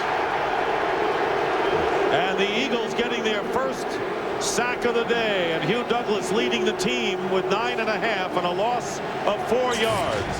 Yeah, and you take a look at Lomas Brown right here, and Hugh Douglas is working against him. Number 53, he's just able to use a speed rush and get around the corner. Lomas doesn't get his feet out in front of him, and then Kerry Collins is unable to step up in the pocket to avoid the sack. So the Eagles trying to get back that momentum, and the Giants kicking it away. Rodney Williams punting, and Brian Mitchell back deep, and the Eagles again nearly blocking that one. It takes a big Giant bounce and inside the 5-yard line, and the Giants will down it at the 6.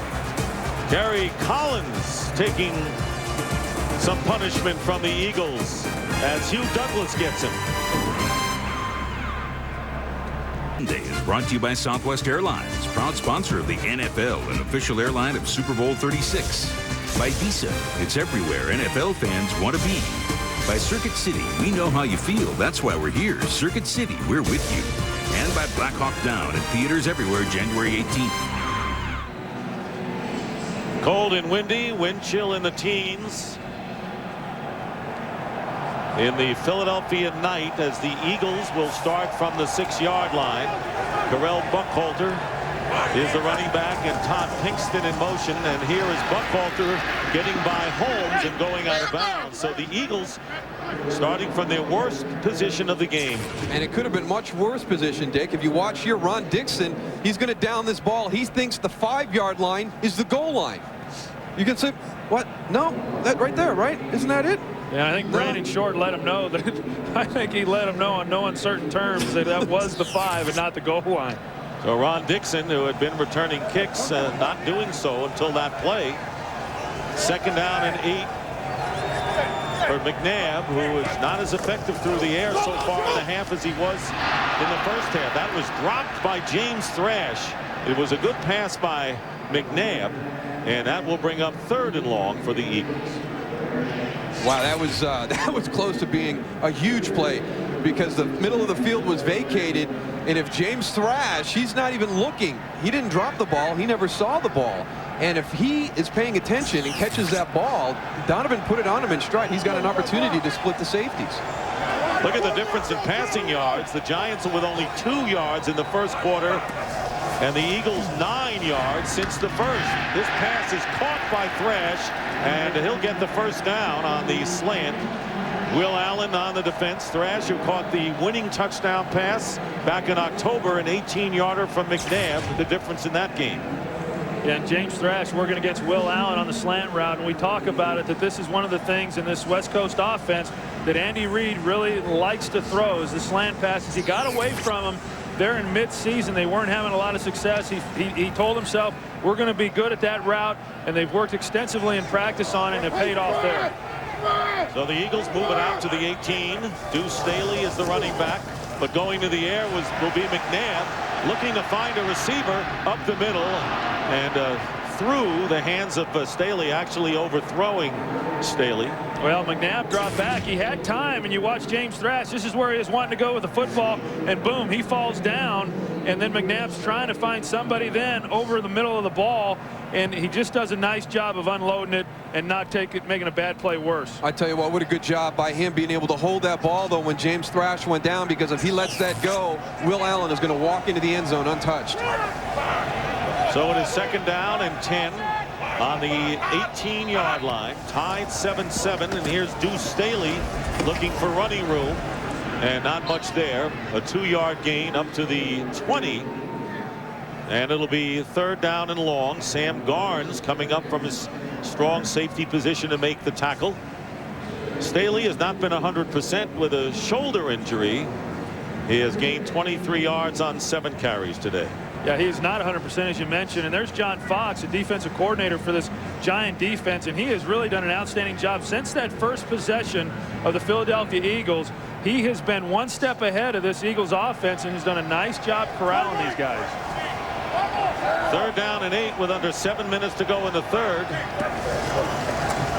Multiple wide receivers, and here's McNabb again, flush from the pocket, and smartly gets the ball away. Good pressure that time by Cornelius Griffin, the Giant defensive tackle, and it's 4th down. The Giants have clamped down on the Philadelphia Eagles. Well, again, here's who he's looking for, James Thrash. You watch Willie Peterson. He's a very physical player, as you can see right there. He knocks Thrash off target, and it disrupts the timing just enough to where McNabb is not able to get him the football, and again, he has to try to scramble around and make something happen. So Sean Landeta will kick from the 10-yard line and gets off a beauty. Tiki Barber at the 35. Barber cutting up the middle, and Barber works his way to midfield. So the Giants, who have dominated this 3rd quarter, have great field position when we return in a tie game. Former Boston College star, Dallas Cowboys before that, went out with a wrist injury. Did not return. He's in civilian clothes on the sideline, replaced by Jason Whittle at right guard. Ron Dane has checked in at running back for the Giants. Those are Kerry Collins' numbers, and the big 60-yard strike to Amani Toomer. Barber's been a workhorse today with 9 carries for 26 yards. Ron Dane in there as the tailback.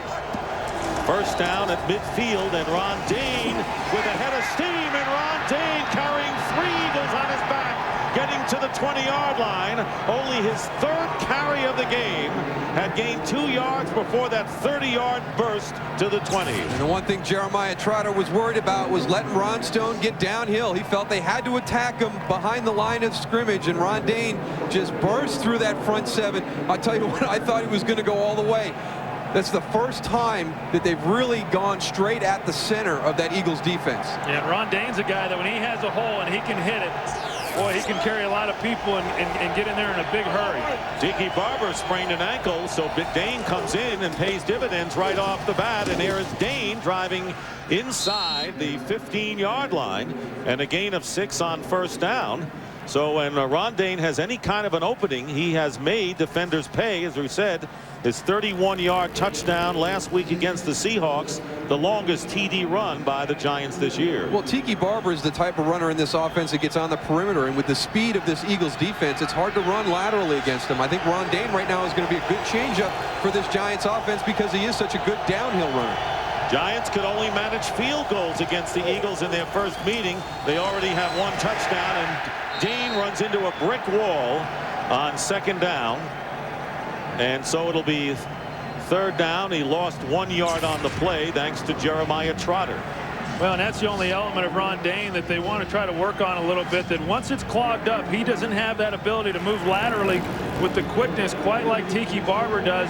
But as we mentioned, if they're able to create a little bit of space for him and allow him to run north or south, he can make some yards. They retaped Tiki Barber's ankle back in the game on 3rd down and 5, and the pass caught inside the 10 by Ike Hilliard, and a flag is down back at the 20-yard line. So pending the call, the Giants have a first down as Moore and Vincent combine to make the stop. Illegal hands to the face, 98 defense. Penalty is applied, the result of the play, So first down. Brandon Whiting with illegal hands, and the Giants keep their first down. Well, here's a look at Ike Hilliard moving up, and he does a nice job of sitting down in the hole in front of Troy Vincent there. And what a big first down conversion that one was there. You think back to their first matchup, that was an area they had problems with in getting the first downs and keeping the ball and giving themselves opportunities to score. Now the question is, can they get it into the end zone from this position on the field? And what a turnaround for the Giants in the second half. 1st and goal at the 8. It's Barber with Camella blocking, and Barber is tackled for no gain. Jeremiah Trotter in on the play. Remember, in that first game back in October, the Giants got inside the 20-yard line 4 times and could only manage 3 field goals. And the Giants have addressed that. They're going to do something a little bit different. We'll see if they come to it on this next play. They talked about throwing the ball quickly to their wide receivers and letting them try and turn and run with the ball, as opposed to throwing it into the end zone to the receivers. Joe Jaravicius checks in. Well, and Ike Hilliard, you keep an eye on him. And Hilliard comes in motion, and let's see if there was movement on the offensive Ball line. starts, 76 offense, 5 yards. It's still second down. So the veteran Lomas Brown. So instead of a 2nd and goal from the 8-yard line, they'll now have to go 13. Well, this is similar to what happened the first time these teams played. It was actually the Giants' mistakes in the red zone that caused a lot of their failings. And right now, a little offsides penalty there on Lomas Brown. You saw Hugh Douglas lean, but he can lean as long as he gets back. Lomas can't flinch on that. He wasn't enticed to move. And here's Ike Hilliard right here in the slot. He's a guy to keep an eye on. That's the one they want to try to get the ball to here in the red zone. And Ron Dixon is in. 4 wide receivers for the Giants, and the pass caught at the 8 by Hilliard and wrestled down by Trotter and Brian Dawkins.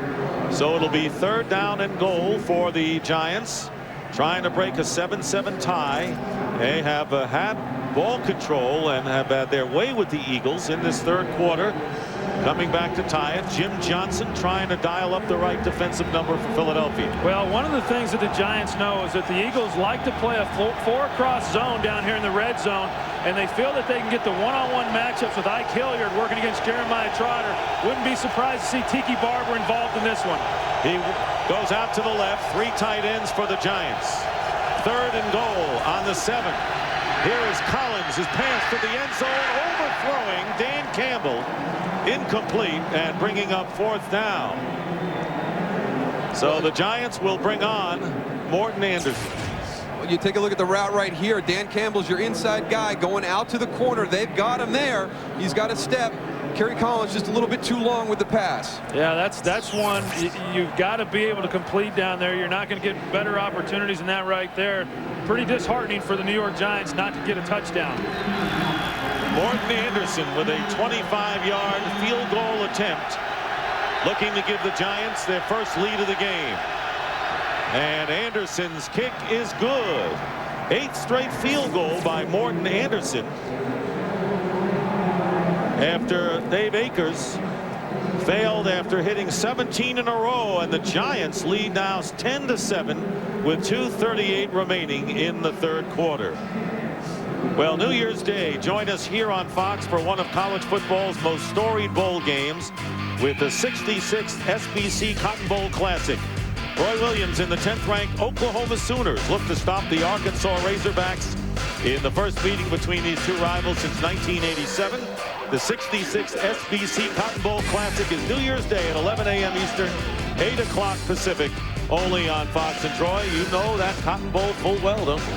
Well, I do. I played in it. My last college bowl game was in the Cotton Bowl prior to joining the Dallas Cowboys, and the committee there and the people that put that bowl game together, they do an outstanding job. Those two teams will have a lot of fun that week. And you know about the Oklahoma Sooners. I know a little bit about the Sooners. I was there a couple of years. I wanted to throw the football, and Barry Switzer was there running the wishbone, and I was a little too tall and a little too slow to be wishbone quarterback. You ever think you'd play for Barry Switzer again? I didn't, but I got the opportunity. Yes. No comment from Moose as we get set for the Giant kickoff. Owen Potchman will be doing the booting. And Damian Douglas and Brian Mitchell back. There is Mitchell. Giants leading 10-7. And here is Mitchell on the return for the Eagles. Brian Mitchell running into several Giant defenders and is stopped at the 32-yard line.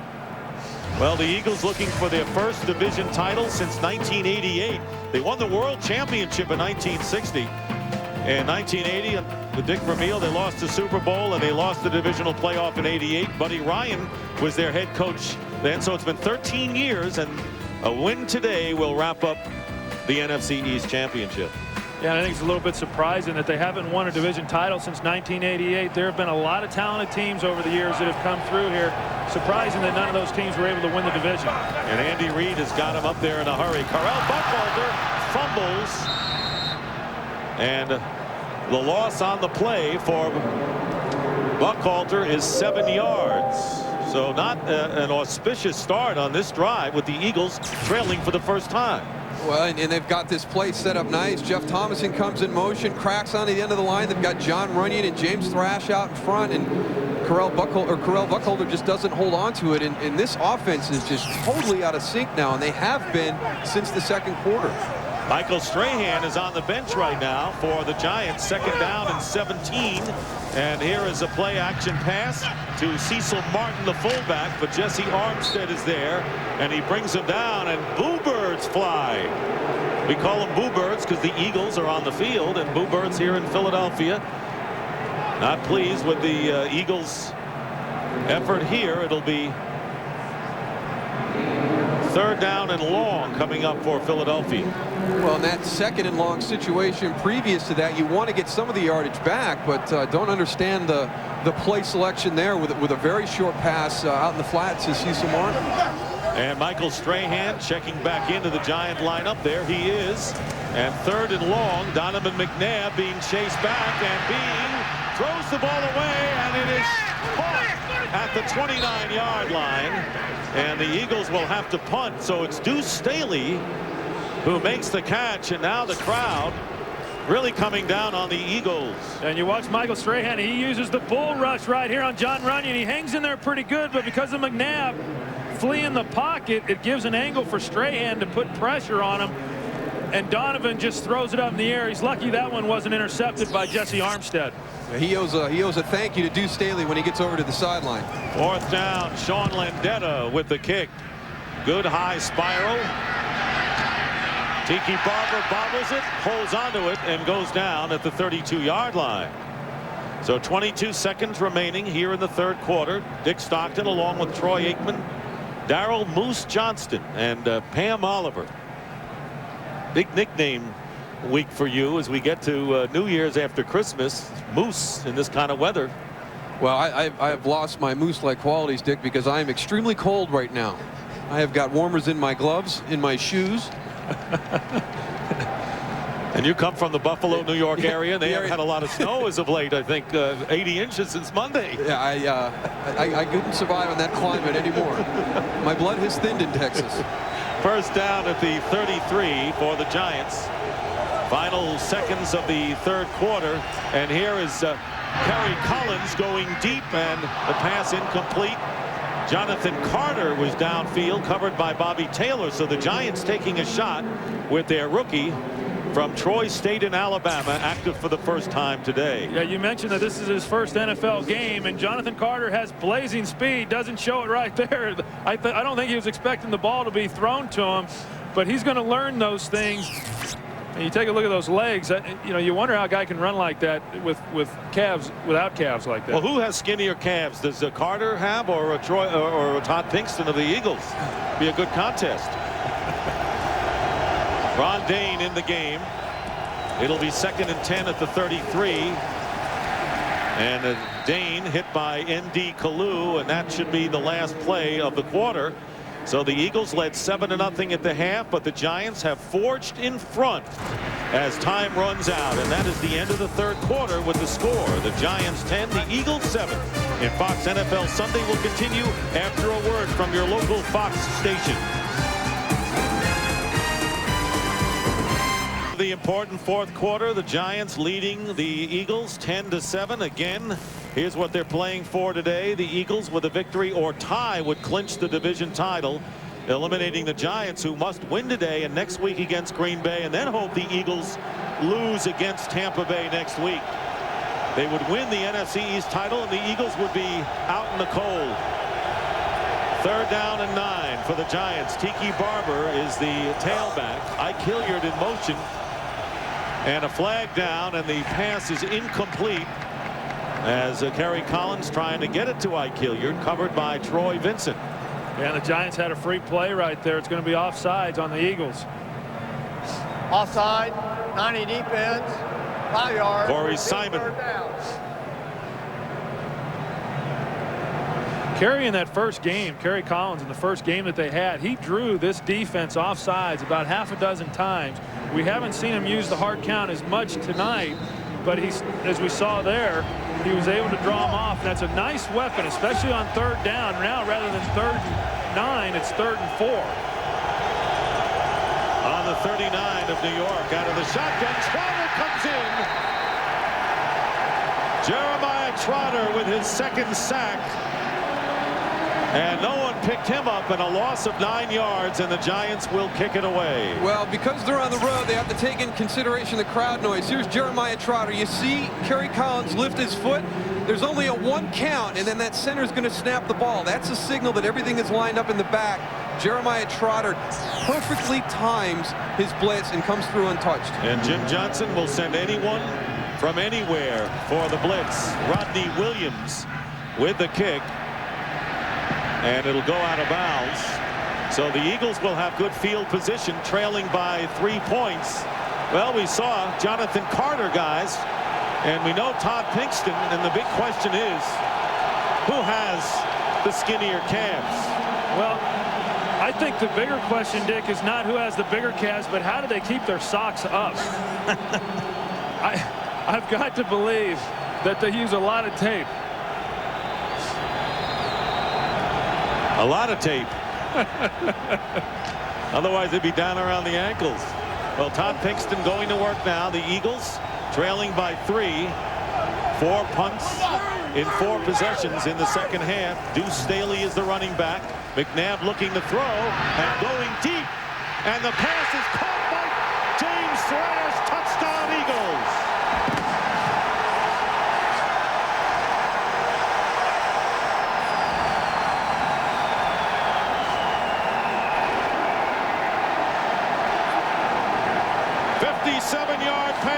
James Thrash, who has caught 2 huge touchdown passes against the Giants this year. That was a beauty. Well, let's give John Runyon his dues. It all starts with protection, and he struggled a little bit this afternoon, but he fought him to the end there to give Donovan McNabb the time. Yeah, Donovan was able to step up, and he's working against Will Allen. James Thrash just runs right by him. No double move, just flat ran by him and used his speed, and Donovan got it out there beautifully.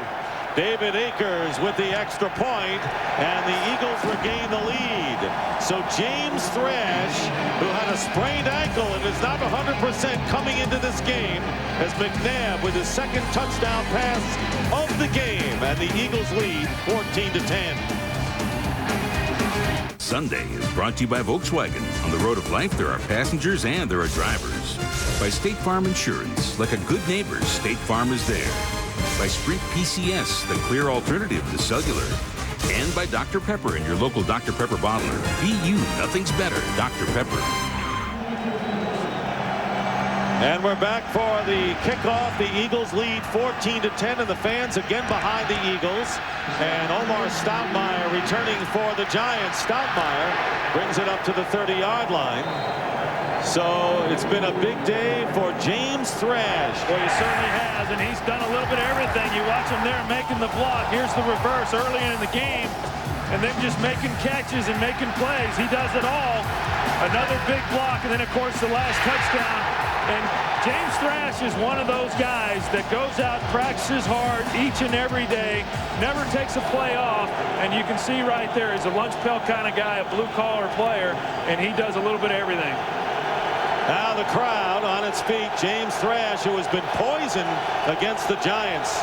1st and 10 at the 29. So the Giants need a touchdown to take the lead. Tiki Barber on the first down run gets to the 31-yard line. Carlos Emmons stopping Barber after a 2-yard gain. So we've had some spectacular strikes. 2 one-play touchdown strikes. Amani Toomer, after Barber threw back to Kerry Collins for 60 yards to tie the game for the Giants, and then James Thrash 57 yards to give the Eagles the lead. Yeah, and both these defenses are so hard to score when you get in the red zone. That may be the only way you're going to get touchdowns today. Forget about the red zone. 2nd down and 8. Collins on the screen pass to Barber. Tiki Barber with a stop and go, and Barber going out of bounds. He has the first down to the 40-yard line. One of the reasons the Giants are such a good screen team is the patience that all the running backs have when they're running the plays, especially Tiki Barber. Watch the little hesitation right here. He allows his blockers to get up and set their blocks. You saw Jeremiah Trotter try to come to a stop. That allowed Dusty Ziegler to be able to get a good blocking angle on him. Ron Dayne is in the game at the setback. He had a big 30-yard rush when Barber came out briefly. First down on the 39 of New York.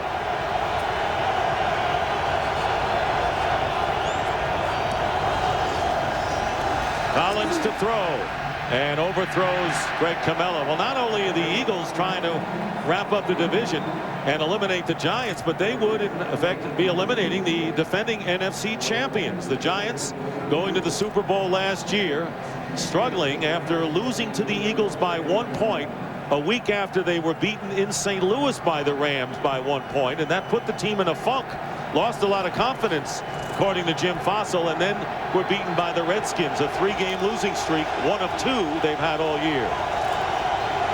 Barber back in, 2nd and 10. Short drop by Collins. Now looking for help. And going downfield, and Joe Jurevicius on the bubble manages to make the catch with Brian Dawkins in his face. First catch of the game for Jurevicius into Philadelphia territory. Well, and what a play that was. 2 weeks ago against Arizona, these receivers had problems hanging on to the football. Last week they improved. You watch here, Joe Jurevicius moving around. Kerry Collins does a great job of getting the ball in there, and he's lucky to have gotten the second chance to hang on to that one. Normally against a team like this, especially Brian Dawkins, you bobble it once, you're not going to get a second opportunity.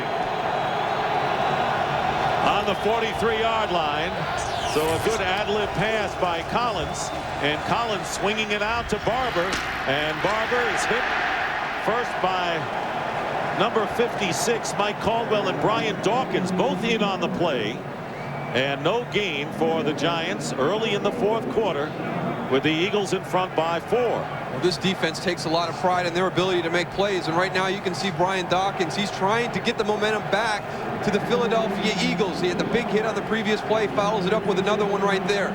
But he's coming off to the sideline. He might have put too many big hits the last 2 plays. And Rashard Cook, number 42, replaces him.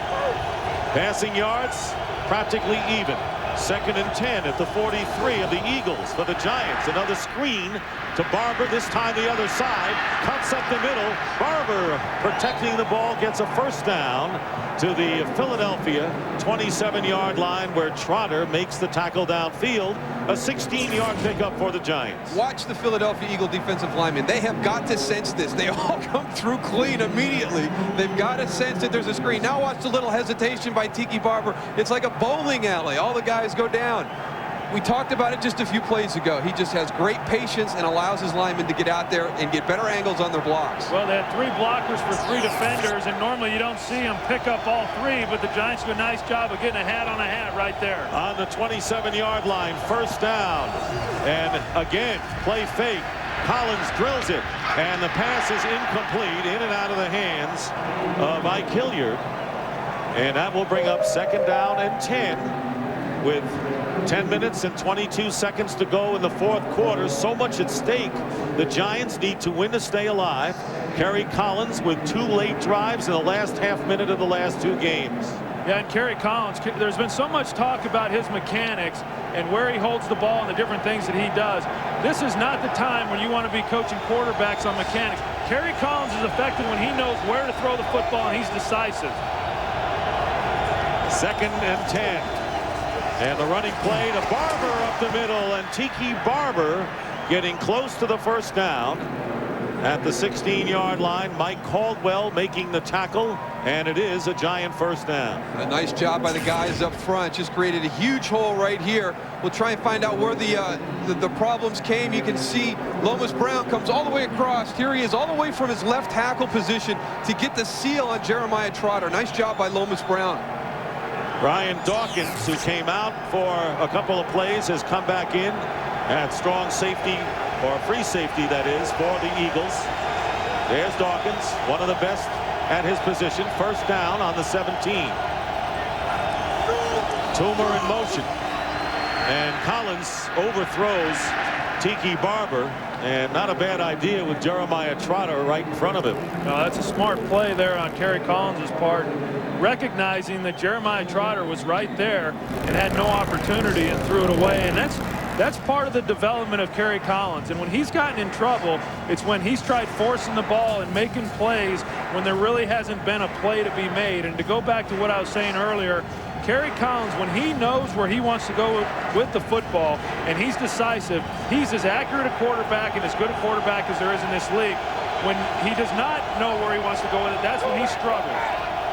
10th play of the drive for the Giants, and it's Barber, and Barber bangs his way in to the 14-yard line. 4-yard gain with N.D. Kalu making the tackle. Jeremiah Trotter in there also. He's had a heck of a day today. He's made some big plays in the running game. He's been very effective in coverages on the underneath routes, and that's one of the things that Andy Reid wants, is more consistency from Jeremiah. Big 3rd and 6 coming up.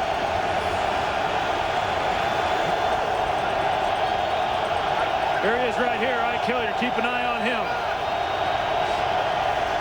3rd down and 6, and the pass thrown behind Ike Hilliard, and that will bring up 4th down. But Hilliard was the target that time by Kerry Collins, but he's getting pressure from all corners. Yeah, he knew exactly where he wanted to throw this football. They got the matchup they wanted with Ike working in there on Jeremiah Trotter. It was pressure in the blitz that he was unable to get the ball and allow Ike to run his route. You see the ball coming out there high and behind him, and that was due to the pressure up front. So now Morton Anderson kicking into the wind. His first one from 25. This will be a 32-yarder, and it is into the wind. And Morton Anderson's kick, and it is good. And the Giants come within one of the Eagles, 14-13 on the 32-yard field goal by Morton Anderson, the veteran, with his second three-pointer of the game. Drive, but the Giants have to settle for 3 on Anderson's field goal. Tiki Barber with 40 total yards on that drive. Owen Pochman with a ground ball kick picked up by Brian Mitchell, and the Giants, whose special teams coverage improved today from what it was. Emmanuel McDaniel takes that play after the 23-yard return. Hi, I'm Sam Garner. I'm Jesse Armstead. I'm Michael Strahan. From the Giants defense to the world's greatest defense. Happy New Year's. Now, yeah, those fans watching the game from there have to be really pleased with what they've seen today. The Moon viewers treated to a game that has lived up to its promise in every way. Eagles leading 14-13 with 8:34 remaining, and starting this drive from the 36-yard line. McNabb looking to throw, going up top, and incomplete, overthrowing Todd Pinkston. They've got to get Chad Lewis back involved in this game. He was the guy that opened up the scoring in the first quarter on that long touchdown drive. They've only gone to him a few times in this half. They've got to get him back into the flow of the game. On that play, he was matched up with Michael Barrow. I think he poses some matchup problems for this Giants defense. He caught 5 passes on the drive, and now only 1 since then. Of course, it's a season's high, but you're right. They have forgotten number 89. 2nd and 10. And the pitch to Deuce Staley. And making the play for the Giants is Will Peterson. And that will bring up a 3rd down for the Eagles as we wind down to 8 minutes remaining in the 4th. The other facet of this Eagles offense that has been successful the last few weeks, as we take a look at the time of possession, now getting very close to Giants getting back with some long drives here, was Deuce Staley on the outside getting involved in the passing game, and a situation that also was going to pose some matchup problems, and they haven't gone to that yet this afternoon. 3rd down and 10 at the 36. 4 wide receivers for Philadelphia. Pump fake for McNabb, and the pass to Staley out of the backfield. He was covered by Armstead, so there was an advantage for the Eagles, as the Eagles had a mismatch with Armstead on Staley. Well, that was a pretty good design right there. You watch Donovan McNabb with the play fake, and then he comes back, and Deuce Staley's working one-on-one against Jesse Armstead, and if they're able to complete that pass again, there was a tremendous amount of grass out there for him to run. There you see 2 catches for -1. Last year, Staley going over 100 yards, a career high in yardage as a receiver. Yeah, and he's the lead receiver for this football team. Sean Landeta with the punt, and the Giants will let it bounce, and it takes a Philadelphia roll, and it is touched and out of bounds. Damian Douglas at the 19. We'll be right back. Ron Stone. Excited about this game right here, Ronnie. Hope we're not keeping him awake down there. Out with a wrist injury and replaced by Jason Whittle at right guard, just trying to keep warm like you guys are up here. There's a few unwritten rules on the sideline. No yawning. You never know when the camera's going to come on you. Yeah, that goes for the people up here too. 1st and 10 at the 19-yard line. Camella starts in motion and stops, and the handoff, and it's bobbled as the Giants try to get fancy, and Amani Toomer holds onto the ball. So the Giants try to get fancy in the shadow of their own goal line. Paul Grass-Mattis is limping off. Well, you know, this happened to him earlier in the season when they played the Washington Redskins. They, on their opening drive, tried to do a little bit of trickery, and they mishandled the handoff back on that play also. And they put themselves in a very difficult position right now, trying to use a little bit of trickery. Well, and Amani Toomer gives him no pocket, nowhere to put the football, and that's why the ball was laid on the ground. 2nd down and 20. The ball back on the 9-yard line. Here is Kerry Collins, and the pass caught by Dan Campbell, and he'll get the 1st down, but let's see if his forward progress is stopped short of these sticks. Wow. You know, I was talking to Sean Payton before the game today, the offensive coordinator for the New York Giants, and I said, when are you going to get Dan Campbell involved in this offense? And they said they've been trying to do some things that Dan Campbell's been developing. Well, this is a big play right here in this game, and a big 1st down, one, to get them out from backed up in their own territory, but more importantly, to keep this possession alive. 7 different players have caught a pass, only the 11th catch of the year for Campbell. They've got Marcellus Rivers in the game. 1st down at the 29. Ron Dane, the running back, and Collins is passed, and it's caught by Campbell, and he's got another 1st down for the Giants up to the 40. Well, and again, Kerry Collins, when he has time to throw and he knows where he's going with the football, he's awfully effective. And as you'll see, he's able to drop back. He's got a nice pocket there to where he can step up and deliver the football. He knows he's going to Dan Campbell. Dan Campbell is doing a nice job these last 2 plays of finding some spaces and getting the football thrown to him. 31 yards and 2 catches. He comes out. Howard Cross, the blocker, replaces him. 1st down for the Giants on their 40. And here comes the blitz and the handoff to Tiki Barber, who slips and falls. And it'll be a 1-yard loss when all is said and done. The Giants needing a field goal to take the lead and to survive as Campbell comes back into the Giant offensive huddle. And that's been a position on the offense this year that's really struggled in production. And I think a lot of people have been waiting for Dan Campbell to have the type of plays that he's just had in the previous 2 out of 3 plays to get down the field, stretch the defense, and make catches. Giants do not go to the tight end much. For good reason. 2nd and 11, and the screen to Tiki Barber. And Barber is tackled short of the first down by a yard. Jeremiah Trotter on the play. But the Giants close to midfield, picking up 10 that time. Yeah, and Dusty Ziegler, the center right here for the Giants, he pulls out, and he's able to get just enough of Jeremiah Trotter right there that allows Tiki Barber to get around him and up the field. And a big 3rd down and 1 coming up for the Giants. I think they just had 12 in the huddle and got away with one right there. Toomer goes out. 3rd and 1, and it's a running play. Barber, first down. Tiki Barber into Eagle territory, gets pushed out of bounds by Damon Moore, and the Giants with a 23-yard gain to the 27-yard line, and a big first down for New York.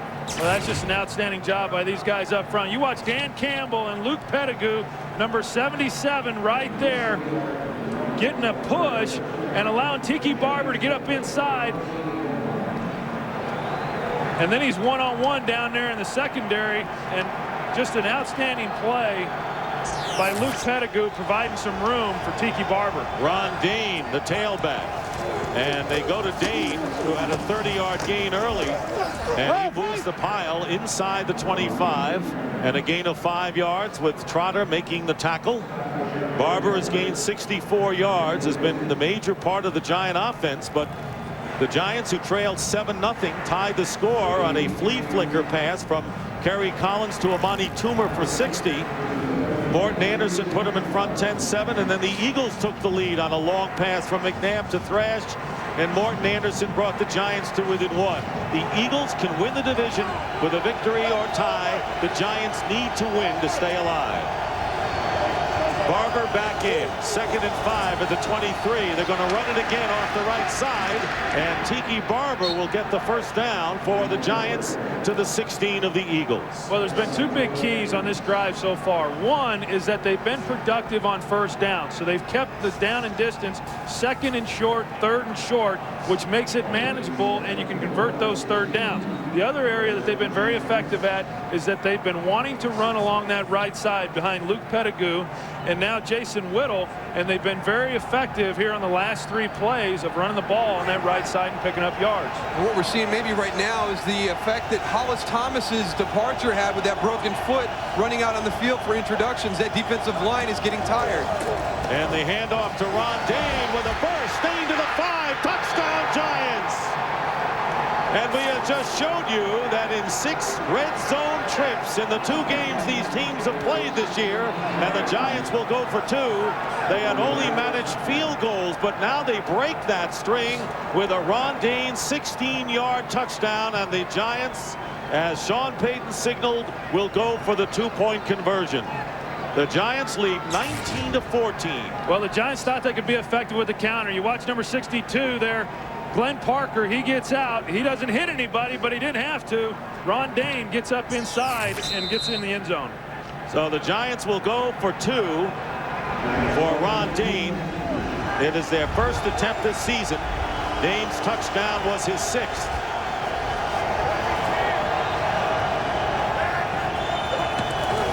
And the pitch to Tiki Barber. And Barber gets in. Tiki Barber and the Giants, with a 2-point conversion, have taken a 21-14 lead over the Eagles with 2 minutes and 43 seconds remaining. And Ron Dane and Tiki Barber, I don't know about thunder and lightning, but those 2 have played a major role today for the Giants, who connect on the 2-point conversion with Tiki Barber getting it done. Well, the Giants have found something on the right side of their offensive line going to the Eagles' left. All the big plays on that drive happened coming in this direction. They had the long runs, and right there, the two-point play also going to the right. Yeah, and there's the touchdown play right there on the counter play, getting Ron Dayne up inside, and it was just a little misdirection and created enough space.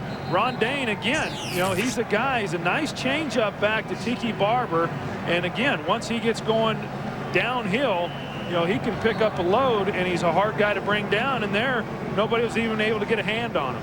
The only way the Giants can get into the playoffs is to win the division, and to do that, they have to hold on to their lead, beat the Packers next week, and then hope that the Tampa Bay Buccaneers, who are in the playoffs as a wild card, beat the Eagles down in Tampa. But the Giants looking to take one step at a time, lead 21-14, and an elated bunch of Giants on their bench. A different look over on the Philadelphia side, and now the Eagles will try to have one last ditch stand. They need a touchdown to tie, and the Giant defense coming up with a big series coming up now. Poxman to Brian Mitchell, and Mitchell on the return gets to the 34-yard line where Ralph Brown makes the tackle. So only one spot really left in the NFC playoff picture. Tampa Bay is in. The question is, will it be the Eagles or the Giants in that number 3 seed? And if the Giants do manage to hang on and win this football game this afternoon, that puts Philadelphia in a must-win versus Tampa Bay next week. It'll be interesting to see what position Tampa Bay takes. Do they sit some of their starters down and get them rested for the playoffs? And with Philadelphia having to win, could be an interesting situation. The only thing is that if it's Philadelphia that they play, do they want to lose at home and then go on the road and have to beat Philadelphia, because that's who they would play in the wild card game. Donovan McNabb on first down, and Keith Hamilton bats down his screen attempt. Well, and I think you can talk about all the different playoff scenarios about what happens if this, if that, and next week. There's no question that the Eagles wanted to come into this game, and they want to win this game tonight and clinch the division, and they've got 2.5 minutes here to do it, and this is the game that is on their minds, and they don't want to have to go to Tampa Bay next week having to win to get in. Freddie Mitchell in the lineup as the third wide receiver for the Eagles. 2nd and 10. McNabb with the short drop, and this pass up the middle, and it is incomplete. A flag goes down. Chad Lewis, a forgotten man in the Eagle offensive attack, defended by Barrow and Short. And Jerry Austin will explain the penalty.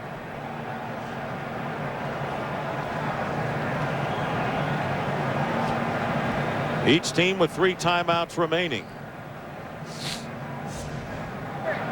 We had holding by 53, but the ball was in the air. It makes a defensive pass interference on the defense. Automatic first down. Brandon Short. That was a late flag that came in by the head linesman, and you watch Chad Lewis there, and it was a close play. He's trying to go through his back to make the play, and just enough to draw the pass interference. First down for the Eagles on their 41-yard line, trying to get the tying touchdown, and this pass is incomplete downfield, intended for Freddie Mitchell, and that will bring up 2nd and 10 with 2:21 on the clock. Well, we've seen Kerry Collins the last 2 weeks go down the field late in games and win and get his team in a position to win the ball game, and now it's Donovan McNabb's opportunity to do that. He gets to show right here in this situation with 2 minutes and 21 seconds in the ball game and down by a touchdown that he can direct this team and get them down the field into the end zone to tie up the ball game. 2nd down and 10 at the 41. Again, the Eagles line up with 3 wide receivers, and up the middle here is Mitchell, and he rides the Giant defenders, and a first down into New York territory to the 44. McDaniel and Sean Williams, and the big 15-yard pickup for the Eagles, and a timeout is called with 2:10 to go by Philadelphia. That is their first timeout of the second half. Nice job by Freddie Mitchell. He makes the catch, but the most important thing is to secure the football. And you'll watch the tacklers come in behind him. They're trying to pop this ball out. As he turns around, gets it tucked in. There's one strip trying to come in. He's got it tucked away. Here comes another guy, Sean Williams. They've got their hands all over the ball. Good job by Freddie Mitchell making sure that ball doesn't come loose. And you don't see rookies like that come into this league and be that aware of guys trying to strip them in this league. That's probably one of the biggest differences in college and the NFL, is that when these guys tackle the ball carrier, they're not only trying to tackle you, but they're also trying to strip the ball. #1 draft pick out of UCLA, a school close to Mr. Aikman's heart. Thank you very much. First down at the 44. Eagles with 2 timeouts remaining. They've got to get it in the end zone to extend the game. And here is McNabb on the run, and he slides to the 39-yard line for a gain of 5, and the 2-minute warning here at Veterans Stadium. 2 minutes to go in regulation with the Giants leading by 7. Fox next. Start your New Year's celebration early with the best night of television on television. Blast off with Futurama. Then it's King of the Hill, The Simpsons, Malcolm, and The X-Files. The New Year's Bash kicks off next, except on the West Coast, right here on Fox.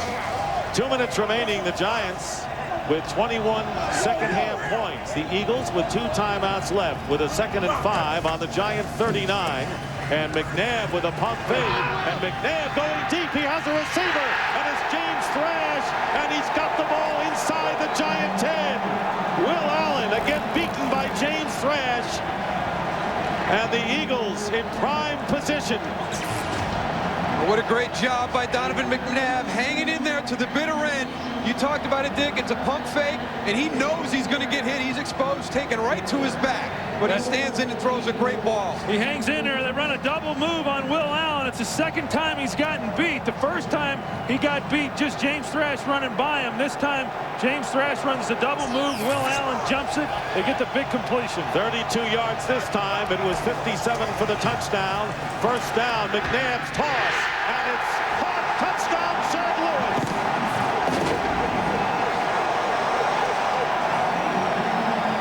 And the Eagles strike fast. Chad Lewis, who caught the first touchdown on the first drive for the Eagles, catches this one from 7 yards out. And the Eagles looking to tie the game at 21 apiece. Akers is out to try the conversion with 1:49 remaining in the fourth quarter.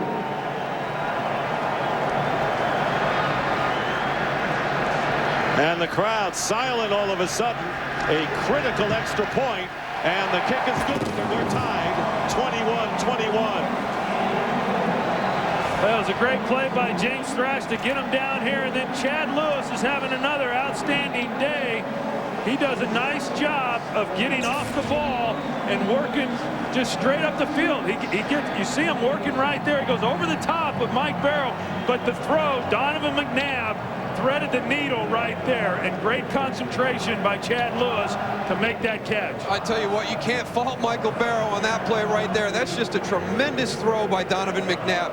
He stood in the pocket on the one before to James Thrash, and that one right there, there wasn't 6 inches to put that ball in, and he found a way to get it there. For Donovan McNabb, his 3rd touchdown toss. Chad Lewis, in the last 7 games, has 11 catches and 2 scores. Today, 7 receptions and 2 touchdowns. Well, I'll tell you what, we talked about how these receivers really needed to step up. James Thrash, as we've pointed out, he certainly has done that. And number 89 here, Chad Lewis, has been outstanding early in the game and as well here on the touchdown reception. As you pointed out, that Donovan McNabb could define himself today as a quarterback, and I think, win or lose, he kind of has. Don't you think? I don't think there's any question. You step up in big games and in defining games, as we've talked about, and Donovan McNabb has done just that. And now this game may be set up for Kerry Collins, who has been here before. The line drive kick fielded by the rookie Jonathan Carter. Carter running up the middle, bounces away and is down at the 27-yard line. Think of the pressure on Carter, a rookie, in his first game, returning a kickoff in a critical game. But let's take a look at the second half.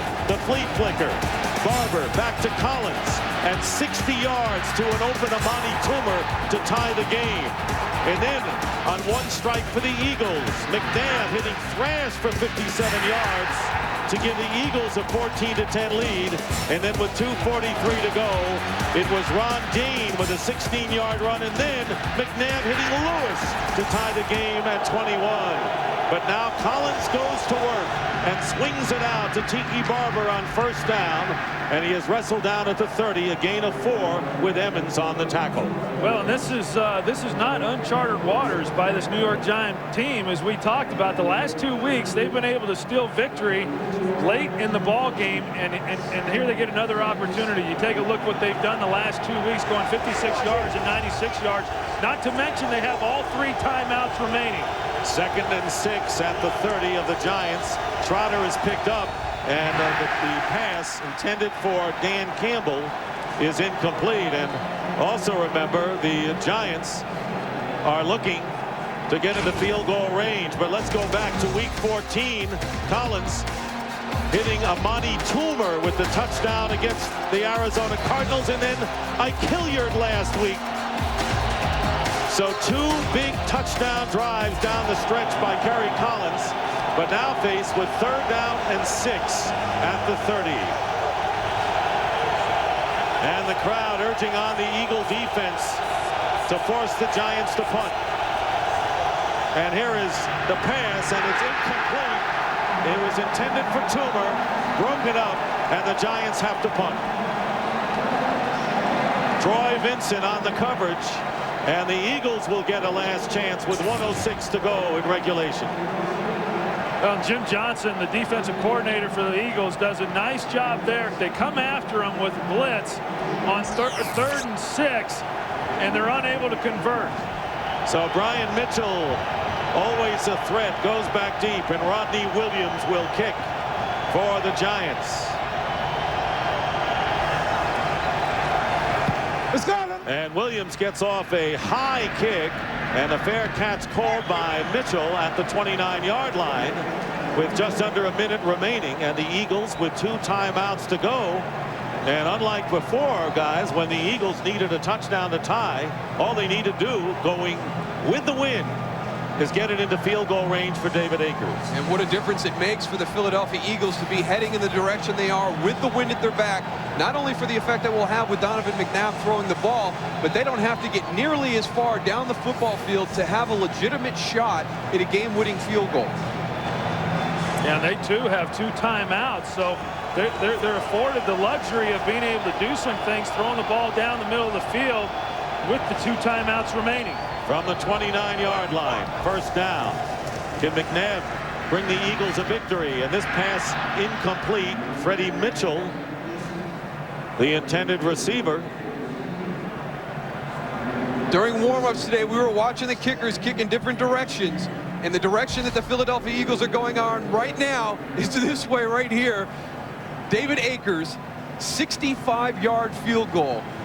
And this is the possibility that exists. They don't have to get nearly as far down the football field. Right now, if they were to get to probably the 47-yard line of the New York Giants, they can line up and attempt that 65-yarder. Well, 16 yards will give them a shot at a 65-yarder. 2nd and 10 at the 29-yard line. McNabb getting time in the pocket, and he drills it, and the pass is caught by Thrash.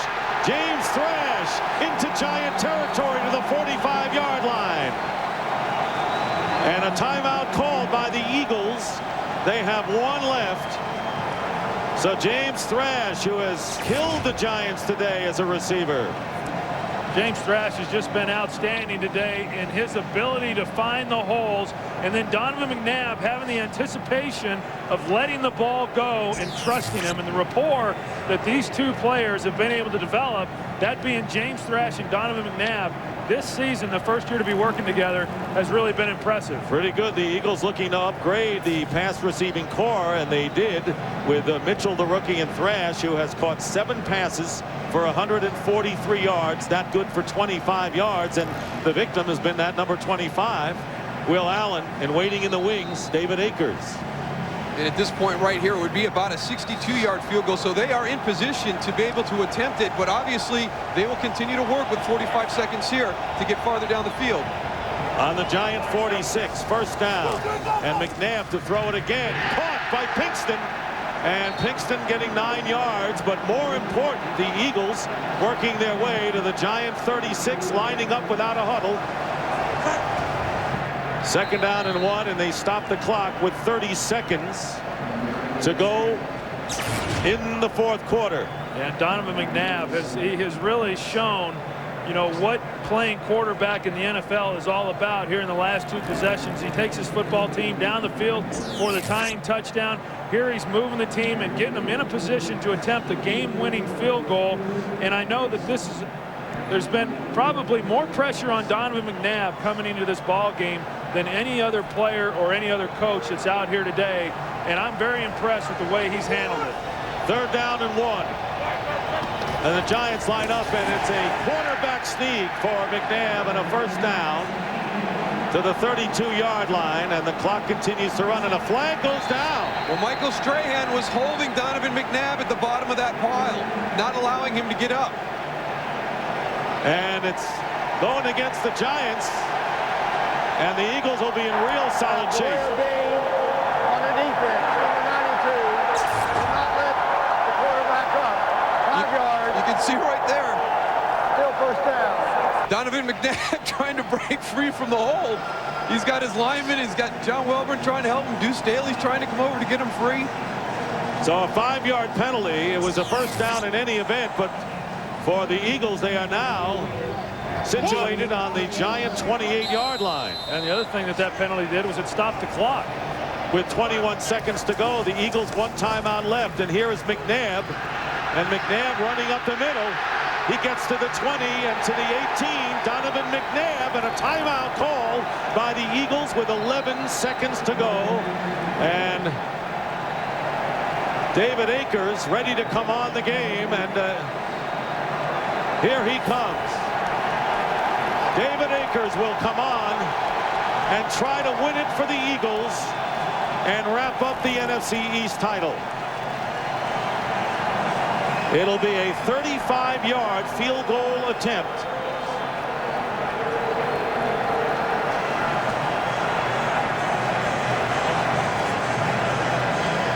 The Eagles with a brilliant comeback to this point, Troy. 21-14. The Giants were in front with 2:43 to go. McNabb led them down the field, got the tying touchdown, and now in position to win the game with a field goal. Well, again, you just can't say enough for the job that Donovan McNabb has done here on the last 2 possessions. He came out in the second half, was not nearly as effective as what you'd like for him to be. He's been outstanding here the last 2 drives to put the team in this position. And the Giants thinking of calling a timeout, and will call a timeout to try to freeze David Akers. Well, after a couple of tough games, especially last week in San Francisco, came alive big time today. Well, you know, when he's most effective is when he's able to run around and make things happen with his feet. And so many times these defenses are trying to contain him, yet today he was able to do that. He was able to pick up some first downs, get outside contained, make some plays, not only with his arm, but more importantly with his feet. He's been very, very effective. I think the point you made yesterday talking with Andy Reid, the fact that as you come in as the first-round draft pick, the second guy taken in the draft, there's a bar, there's a level of expectation. And then last season, you individually carry that football team, the bar raises a little bit more. So they're ready for the field goal. Coy Detmer will be the holder, a 35-yarder to give the Eagles the lead. And here is the kick, and it is up, and it is good. And the Eagles have taken a 24-21 lead with 7 seconds to go on David Akers' 35-yard field goal. And the crowd on its its feet here at Veterans Stadium as the Eagles are seconds away from winning their first division title in 13 years.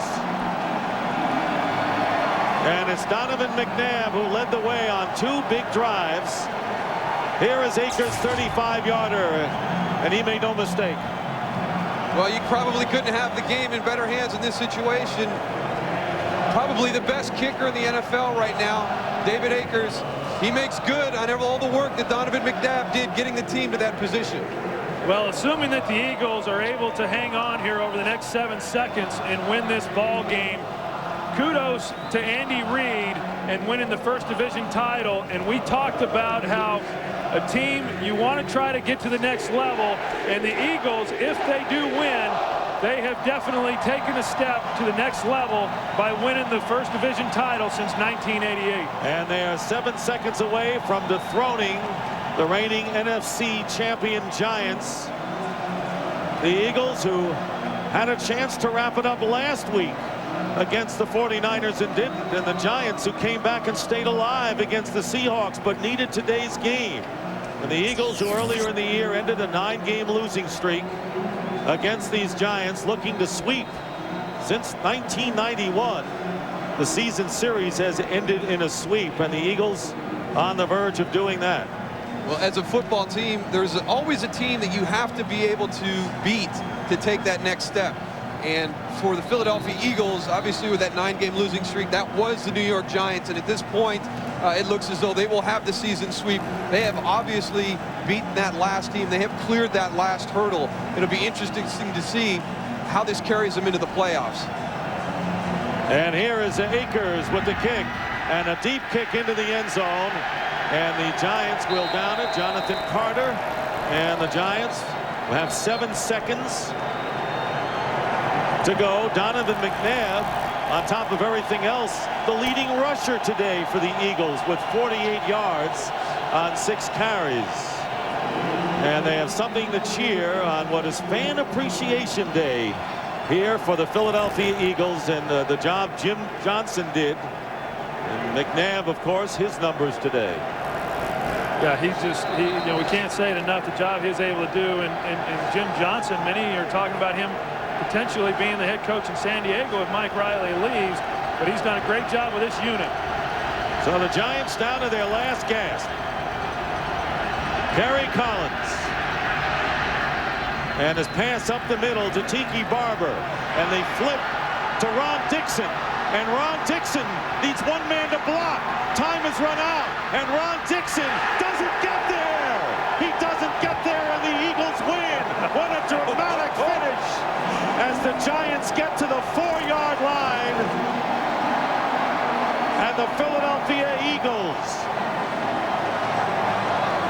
have captured their first division title in what is truly a classic game, and will have a home field playoff game beating the Giants. Here is that play again. This is absolutely an unbelievable play. They dump it underneath. Ron Dixon comes around with the lateral. Bobby Taylor is the only guy that can make this play. He comes from the opposite side of the field. He fights through Jaravicius for the tackle. What a tremendous job. Well, the hook and ladder comes close, but no cigar. Down to Pam Oliver. All right, thanks a lot, Dick. Donovan, you guys could have made it more dramatic, but finally that NFC East crown. Well, this is what I'm talking about, playing for the NFC East. One of our goals, playing against our rival, and just come out here and play well in front of our own fans. For Fan Appreciation Day, this is something special.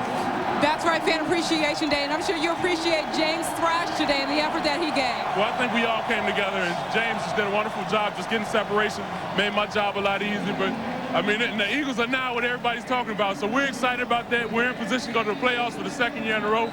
I'm very excited. You go, boy. All right, thanks a lot. Let's go back upstairs to Dick. All right, Pam, so Donovan McNabb gets the job done in the pressure game, and here is the play. It was Barber flipping to Ron Dixon, and it was Bobby Taylor, the only man to beat. And finally, he is brought down not by Taylor, but by Damon Moore as McNabb celebrates. The Eagles win, and they're in. We'll be back.